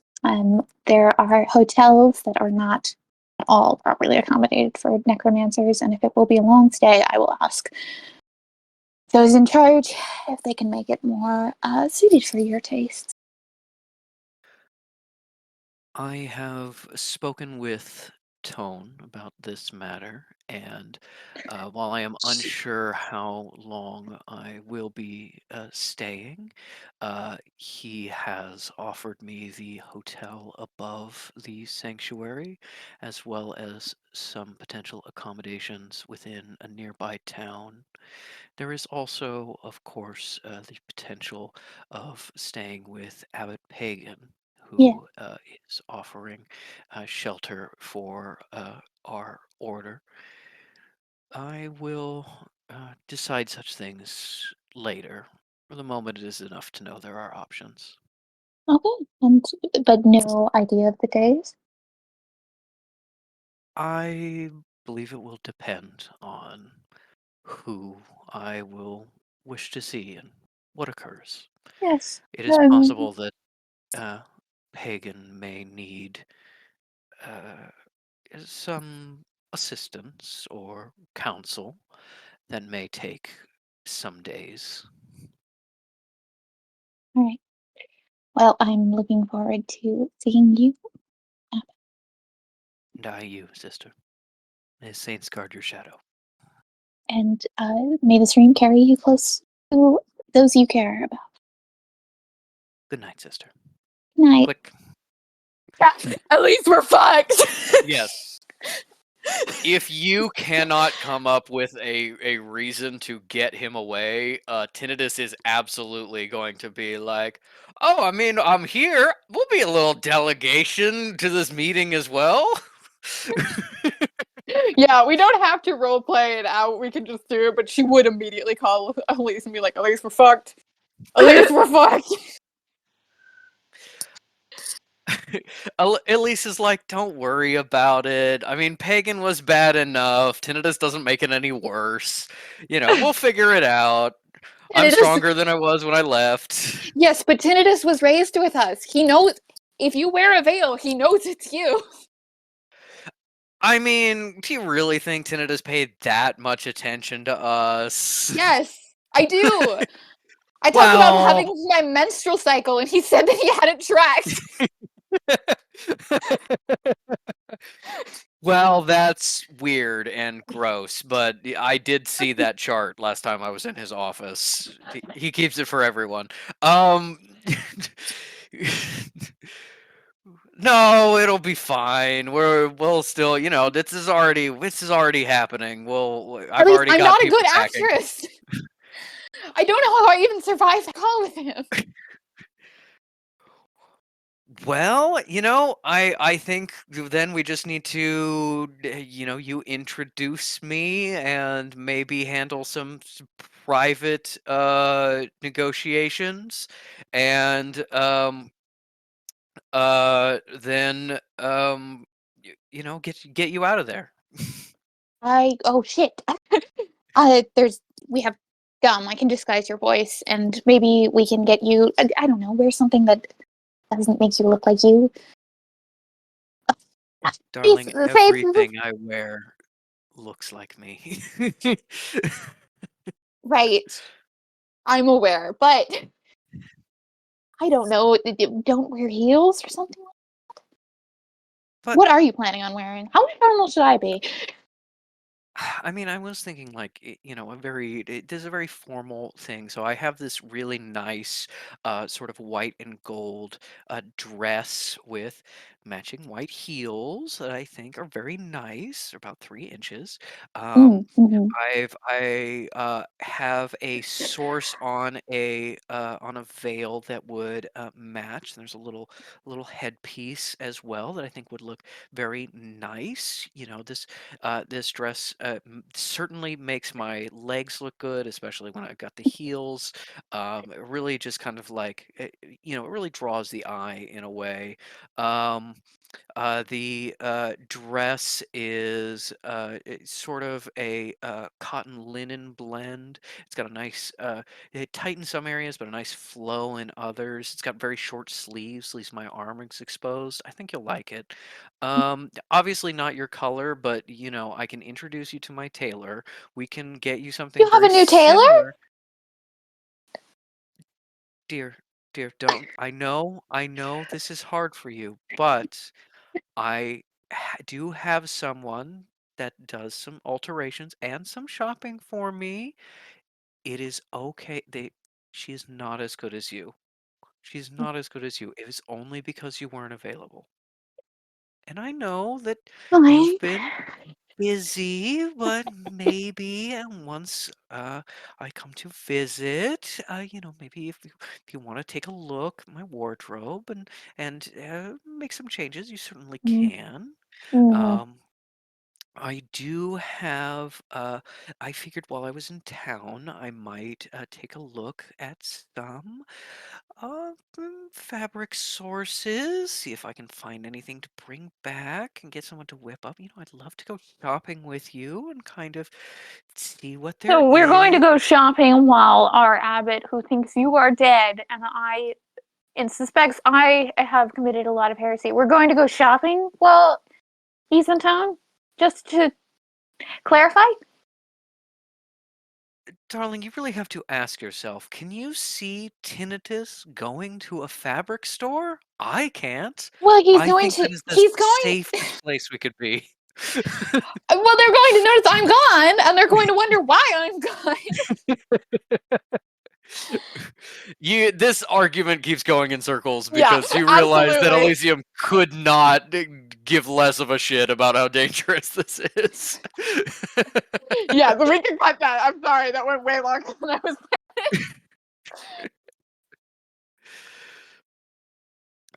Well, I think So after this call, Cal joins the slumber party. Everyone has a good time. You play Spin the Kekano, which is spinning Kekano between you, and then who he points to doesn't really matter or do anything. He just goes again, and then you spin him. um, and I think we can close this session here, or we can, if everybody is okay with it, keep going for Metal's appointment tomorrow. my God. I know you're EP. I would love it. I can get Patrick and I brownies and we can be good. I Mads, mean, what do you want? Yes. I would love to. Maybe we can do a thing where we just like, I guess, yeah, we'll just go. We'll see where it goes. If there's like a Yay! good, if there's Alright. like a cliffhanger situation, we Yeah. can do one of those. Okay. But, yeah. I'm gonna be turning off my camera to get brownies, but I will be listening. Brownies. So, bring me one. I will. I'm gonna use We'll our mash- fucking teleporter. Yeah. I know. Oh my Mash it God. against the camera. All right. You wake up the next morning. The area around where you saw Goph working is a much more of a hive of activity, and as you walk past you realize his actual like workshop window is closed and locked up. So it probably occurs to any of you that walk past. They're like, oh, Goph may be a little bit harder to get a hold of for like improving weapons and stuff while he's working on this, but you know, maybe if we contact him, he can like ship some stuff out or something like that. You have a nice breakfast. The special today is a ham quiche, and as as it gets to 9 o'clock the next morning, and it's close to Metal's appointment, it is time to summon the teleporter. Um, Kessel is just he has a room near where you guys are, and he just mostly sits in there being sad until you come and get him. He is very much playing nice because he knows it could be worse, but he has been chastised and is not happy about it. But you go and grab him, and it is Like, time to hello. teleport to your appointment. This is like the 5th time we've already come into his room since like last Yes. night. Yes, he has He's stopped like, locking his door. Just 'cause it's like you're the only ones who knows where he's staying, and you've just started opening it. hello, we're ready. Ding ding. Get out of bed. We need to teleport. Yeah. Okay. Yeah. Metal is wearing a cute little like going out outfit. She's got like a little headband. She's got like a cute little purse, cute little dress. Going out in the town. She's like, yeah, I'm going shopping. So I Mads has decided that there is a shopping mall near where we're going, or something to that effect, and she would Yeah. like to be dropped off there, which is Yeah. probably like a mile away or something like that. You want to go a little bit early to get some shopping done before, or is that an afterwards? That's an afterwards stress shop. If we'll Gotcha. see, we'll Yeah. see for sure, for sure. Brownies. Yeah, Brownies. Brownie. yeah. Can I have a napkin? Rich girl shit. Yeah, rich girl shit. Thank you, honey. Love you. And I love your brownies. Okay. Yes, Metal is off to do rich girl shit. As you teleport to the shopping center, you're in a district that is very like it's very like kind of middle class to upper middle class shopping. A lot of like, oh, nice little boutiques and stuff like that, but nothing super fancy. And you walk down. They do not have a Hot Topic. Metal has not gone to Hot Topic before. Fish and I'll hang out there exclusively. Yes. Fish and I'll hang out at Hot Topic until they get kicked out of Hot Topic, at which point they go to Hot Dogs on a Stick and throw hot dogs at each other.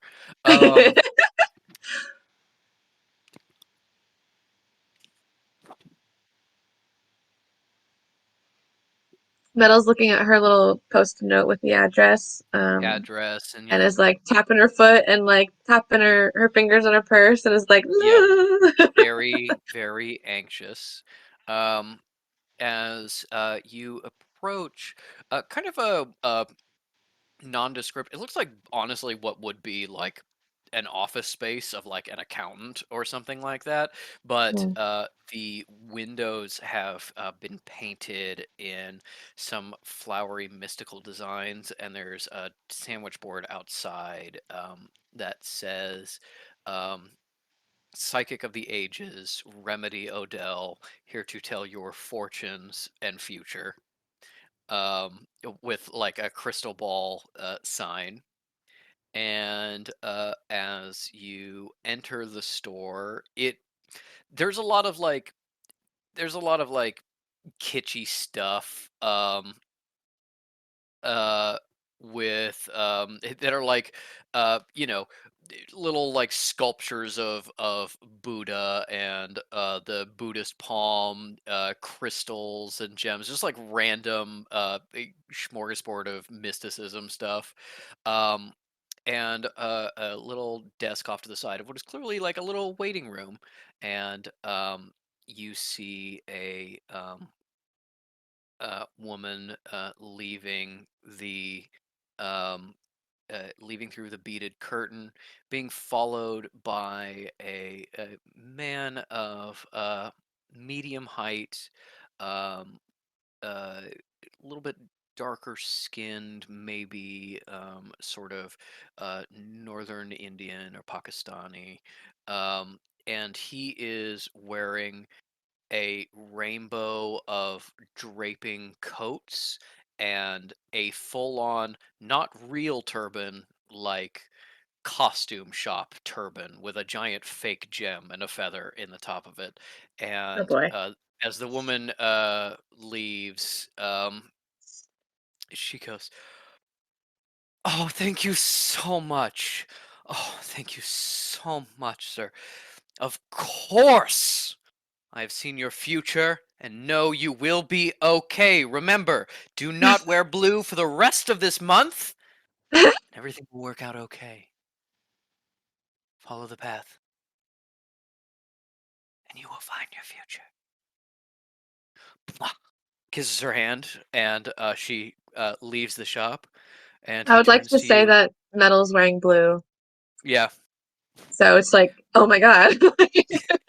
turns to you and says, "Welcome. Welcome to the Shop of Mysteries and the Future. I am the psychic Remedy Odell. What can I help you with today?" "No, don't tell me. Mm, Love." no. Okay, I'm just here for the appointment. Sorry, I'm sorry about your. I didn't want to interrupt, but I'm He like maintains the pose, but he kind of like scoots over towards the desk a little bit and shoots an eye down at it, and he goes, Macy Vine. "Oh, right, yeah, you're my 9 o'clock. Yep, yeah, we're Yeah, good it's fine. No, come on back. for sure. Yeah, sorry, mortals." Um, Absolutely. uh, he brings you down into the back, classic like circular table with a crystal ball in the center that he fully just like picks up and puts off to the side. There's a bunch of tarot cards that he like really quickly shuffles and puts away. And then he sits down across from you and is just like, yeah, sorry, there's kind of a expectation, and private sensitive work doesn't isn't particularly steady. So, For sure. welcome, Miss Vine. I understand, based on your call, that you're looking for some memory work. Perhaps you are finding that your memory is slipping a little bit, or trying to remember perhaps something from childhood, or Yes, anything of yep, that nature. yep. So, okay, so there, I'm thinking back to, um, Well, a before specific we get date. into it, before we get into it, there is the 10 gold fee. Now that does cover. Thank you. Now this covers the initial assessment, and if I go in and there is anything sort of particularly easy that I am able to figure out or stitch together, anything that doesn't require sort of additional components or reagents or anything like that, then this fee will cover that as well. If I go in and it's a little bit more difficult, we may have to negotiate an additional price in order to meet to your needs. That's And it's totally fine. Yep. possible that Okay. a difficult enough issue may lead to multiple appointments. Now, I will warn you, there is sort of this period of childhood, about newborn to about 4 years 4 years old or so. It's pretty hard to bring back the memories of. Just want to warn you, first thing, That we should be don't fine. really kind of store those memories in any real way, so I can't, retrieve them. Um, but other than that, did you have any questions for me, or are we ready to get started? Um, no. Well, okay. Well, first, money won't be an issue, which is probably not something that Metal should say. But I she I says it. love to hear it. Yep. You can have whatever you want. Can I trust um your discretion on this? I don't know, you know, what you'll find, but it needs to be private. Do you have some kind of contract that you can sign? You know, Um, like confidentiality type thing, like an NDA or oh, of course, of course. I He reaches across the table to kind of like take your hand, and he says, I don't have any written contracts because, of course, that would mean that your name is associated with me on an official document, and I uphold the highest priority of privacy. If you've found me, you must know my reputation. I work with quite a few families, including legacy oh families. shit, that's right. You've heard Forgot of about that. I'm sure you've heard of the Anchorages. I have worked with them for a number of years. There's also the Goldhammers come to me as well. If I am trusted by these powerful names to keep their secrets, I can assure you that every secret given to me is safe. Lock and key, just away in the vault, never to be revealed. My trust in the community is what I live by. And if it turned out that I started spilling little secrets from my customers, I would never work again. So trust me when I say that you can trust me 100%. Can I do like a insight check? Sure. Ah, oh god, this is gonna go horribly wrong. Okay. It is 21. Okay. 21 is pretty good. I'm not going to tell you whether it is persuasion or deception, but that was a Mm-hmm. 26 on his part. Alright. Alright. Um, you get the sense that he is telling the truth as much as he is possibly able. A 21 is enough to be like, just because he has always, kept secrets before doesn't mean he's gonna forever keep secrets. But like, Yeah. you with a little bit of that your own knowledge, the Anchorages, some of the other legacy families, they would fully kill this guy and assassinate him if it turned out that he was spilling True. secrets willy-nilly. So it that kind of like weight of reputation, you understand what that means, possibly on a deeper level than most people he gives this spiel to. But yeah, Yeah. you think that he's telling the truth and that he's going to kind of keep things secret, or at least he has always kept things secret. Obviously, impossible to protect the future, especially when you yourself don't know what's in your mind. Yeah. I think Metal's gonna be like, well, that'll have to do, and whatever happens, I'll have to figure it out afterwards. So she's like, okay, well, all right. I'm trusting you. And your trust is well placed. Now, let's see what we can do, shall we? Okay. Is the particular time frame of memories that you are trying to recover? She's gonna tell them the date of the incident and also like specify probably like within a few days of that too, but specifically that day and then a little bit after. Of course. All right. Let's dive right in. Just relax. There's nothing you need to do on your part. You can just ease right on in. Are you ready? Deep breath. And here we go. All right. And you close your eyes and are kind of pulled a little bit into a mental realm. Uh, Remedy has a very gentle touch, so you can barely feel him kind of like rifling through kind of your surface memories and stuff like that. But there reaches a point where he stops and then he communicates with you psychically. And he says, Oh, oh, that's very interesting. Um, Uh, well, yeah. it seems like the time in question has been subject to a memory erasure here.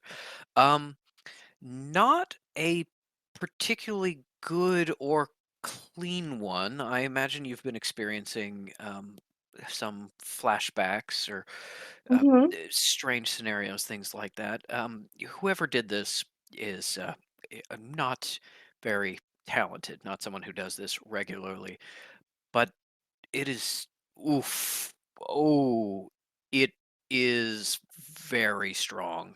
Okay. Yes, not a lot of talent, a lot of strength. Very powerful, sensitive, who does not typically work in memories, did this. Um, I am going to dig a little deeper. We'll try to pull this apart a little bit. Unfortunately, this will be another 100 gold for the rest of today's session. Okay. How much did Metal get paid from May? It was 100, right? Everybody got 100, so you have 400 from everyone. So that would be all of that money, or you could just be like, I'm giving this now, and then I'm going to like try to access my funds and, beg my aunt for reimbursement or something.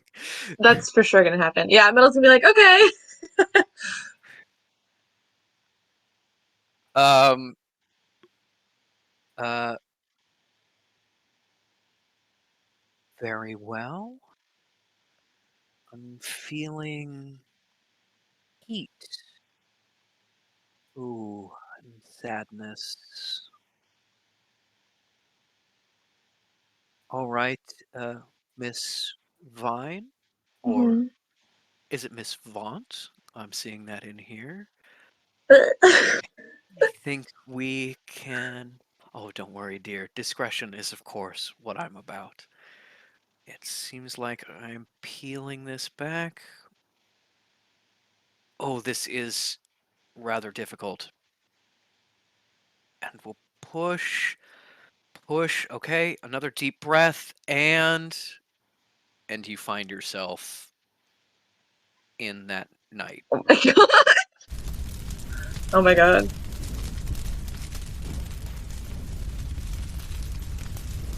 You are in your room,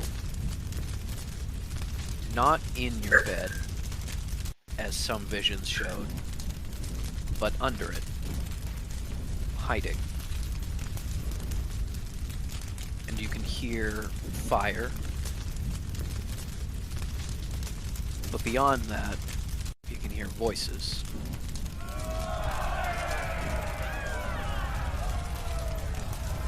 And fighting. And pain.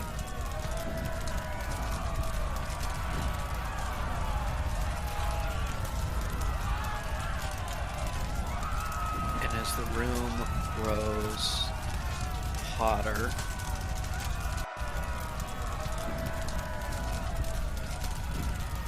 voices start to die down, and then you hear someone in here with you. Hello?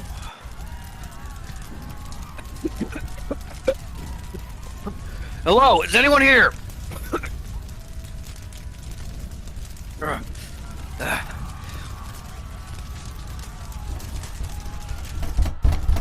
Hello? Yoo-hoo! Damn it. And My you bad. remember calling out. Choking on the smoke, but calling. And the person responding.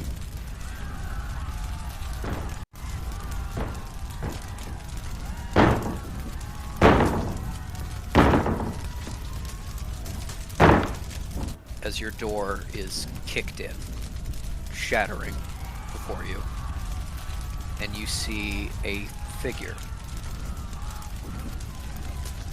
As a child, he looked enormous, but with the hindsight of an adult, you can see a man a little bit shorter than average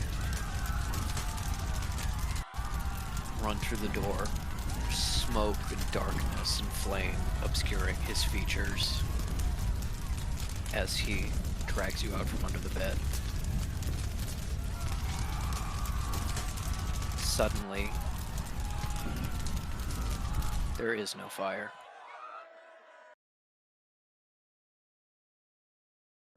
You are in your bed. It is night. You don't often wake up at night, but sometimes. Usually you go down to see your parents, get a drink of water, maybe crawl into their bed. And you don't know what woke you. You look at the clock, and you realize this is earlier. This is before the file. Your memories are fractured, out of order, bits and Oh. pieces.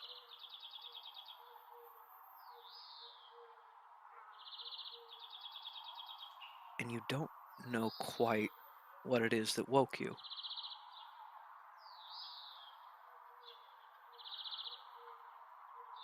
But there's a noise. Sound of fighting, anger.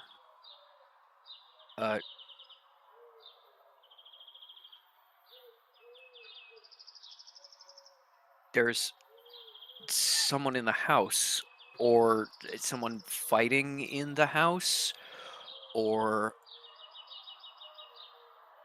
you can hear the clash of your mother's knives.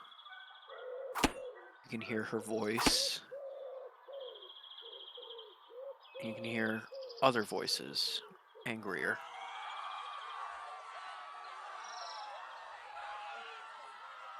And you realize what woke you up because you hear it again.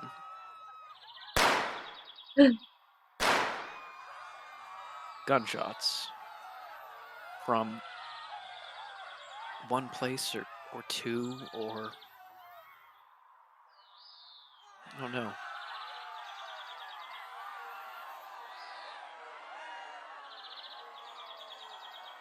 And as you slowly creep downstairs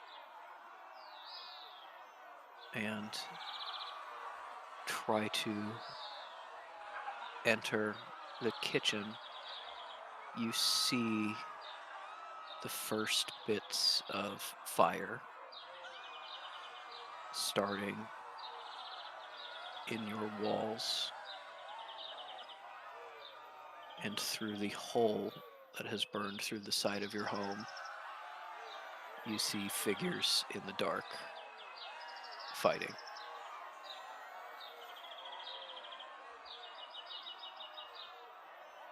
You recognize for just a moment your mother. And she sees you in this moment. And she says, "Run!"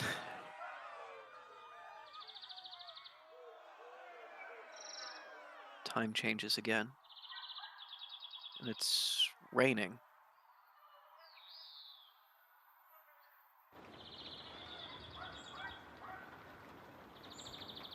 Fire is mostly out. Ground soggy.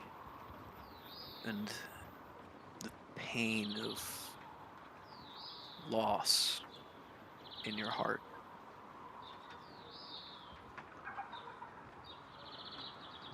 Someone was just talking to you. Someone was just speaking. Someone saved you. And as you roll over, you see him running away into the shadows. Squishes of his boots in wet rain. You remember just a moment ago, conscious, but not fully conscious. You have the sanctuary to thank for this. But no. You see him. What really happened. His anger. You have the sanctuary to thank for this. Before he runs. Time passes. It is still night, still raining, although the rain has lessened. The fire is out. You see shadows, some lights of people talking, arguing. There are more shadows on the ground, laying still. And something about that sight hurts you even now in a deep way you can't explain. As you begin to see what is happening, you see a man, no, two men, arguing. One a little bit taller than the other, but the other muscular, aggressive, clutching something. A gun. And a knife. Your mother's knife. And through the shades of time and memory, you begin to listen. How was I supposed to know? You gave me a job and you told me to do that job, so other people got hurt. That comes with the territory. No, it very much does not come with the territory. You had an assignment to eliminate our enemies, not to hurt those under our protection. You've disappointed me.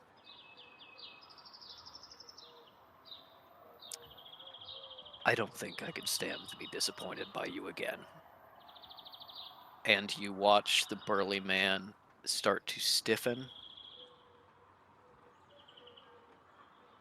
then grab his gun, put it to his head, and fire. Oh my god. You make a sound watching this man die in front of you, knowing now that it was not a choice, but something forced. And you see the other figure, and you recognize Tone. Holy shit, you guys. Sorry, go on. Different in this time, harder in some way, and without the beads covering his face. Instead, there is a scarf covering most of it. Only his eyes visible. And as he has just used his power, glowing orange embers of eyes snap to you and then fade to normal. Tone approaches you and kneels down, runs a hand over your head, and says, "It's okay. I know. It's horrible. I know that sometimes it's easier to forget." And then you feel the touch of his power and blackness.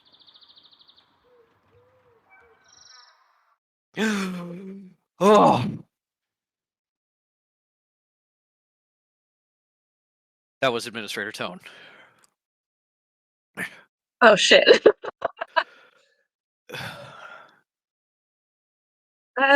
Okay. Miss Vaughn. I mean Miss Vine. That was quite a adventure. Obviously, I couldn't get all of it. Tone. I mean, whoever did this is very strong. So we will need another session, and I will unfortunately need to be gathering some a little bit rarer ingredients in order to sort of forcibly remove this memory wipe here. So if you will give me about 3-4 days, I can source that for you. I think with this extra ingredients, it's probably going to be about 150, maybe as much as 200 to really get that all sorted for you. Listen. I will give you whatever you want. And as long as you help me with this, and you can't tell anyone. I understand. Of course, discretion is my business. There's no one that needs to know.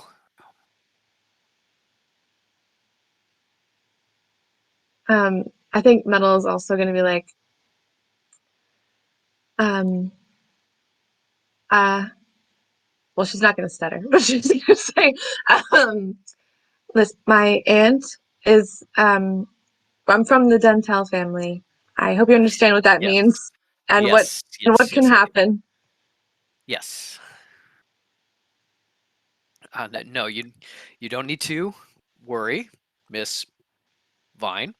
I am well aware of the importance of this information. And as long as we have this follow-up appointment, obviously I'll need a little bit of time to source my ingredients. I trust that I can finish sort of peeling back that old wound there, and we'll get you your um, get you your memories back, and everything will be okay.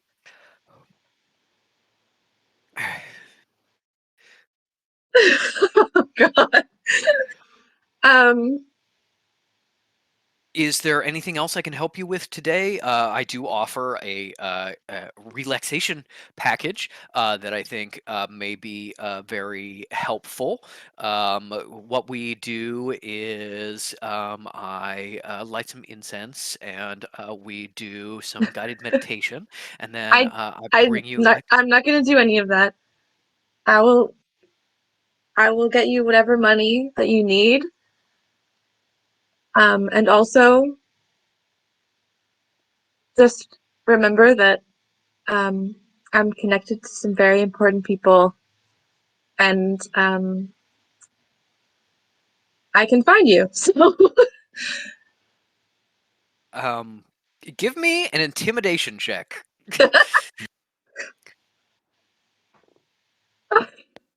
please God.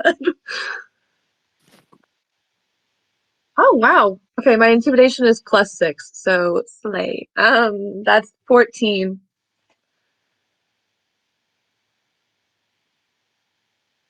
All right. If it's if it with a 14, Metal's you like, can. I can ruin your life. Yeah. You can see him go a little pale, and he goes to talk, and then just kind of stops and clears his throat a little bit. You can see a hand on the table shaking a little bit, so he kind of tucks it into his lap, and he goes, "Miss Fine, you and I understand each other perfectly. I hope to Handshake. see you again very soon. And you have my number. Go ahead and call to schedule that follow-up appointment, and I will see you there. Metal's Uh, gonna say, what day is it today? Was it like Tuesday? Wednesday? it's It's Wednesday. I believe, yeah, it's Wednesday. Yeah. Anyway, she's gonna say pick a day 4 days from now and a time, and she's gonna be like, I'll be here then. Whatever. Okay. Yeah. Yeah. All right. Cool. Yep. He's just like, yes, maybe next time I light some candles and some incense first. It seems like a traumatic memory may help. No, okay. Well, have a wonderful day, and I will see you soon. Hmm. Metal, get up and leave. I'm scared. I don't know. I guess so. All right. As you She's get not up gonna and kill the leave, man, so she's uh, gonna get up and leave. he follows you out, just kind of like getting some small talk. And then as you leave, he grabs the sandwich board, brings it inside, locks the door, and now it's time for some de-stressed shopping. Yeah, I think Metal. She was really like, you know, holding it in, getting it done. And oh, I love the sound. And then, the second she's like, walking down the street and she's like fully like out of that, um, not great, not good, not good at all. She's got her little purse like, right here, and is speed walking and is not paying attention to wherever she goes, and she is having a meltdown.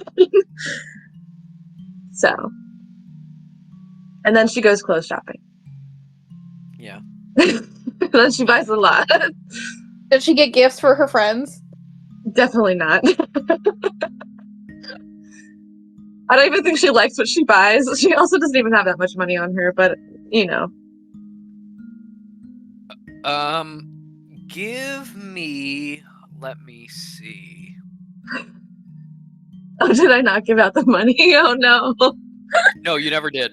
Uh-oh. Yeah. Let me see. Give me a performance check. Oh my god, what is with these? 11. In 11. Okay. As you are shopping, you pick up some minor things for yourself. Not sure if you even really like them or not. Go to a nice boutique where you've shopped before. You try to convince them that you have a charge account for the Dentels here. It doesn't work, and they ask you to leave. You sadly trudge around window shopping, go to the food court, and eat just a muffin that is so disappointing and subpar in and of itself. That is It's just too dry. And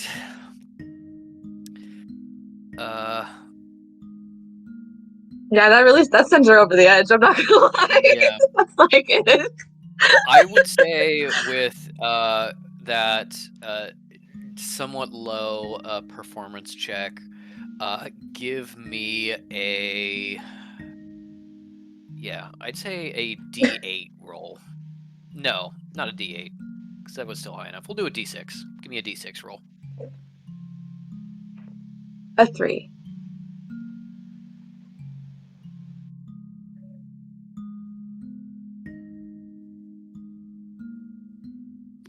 With a 3, you get the equivalent of 15 gold of stuff that you just buy.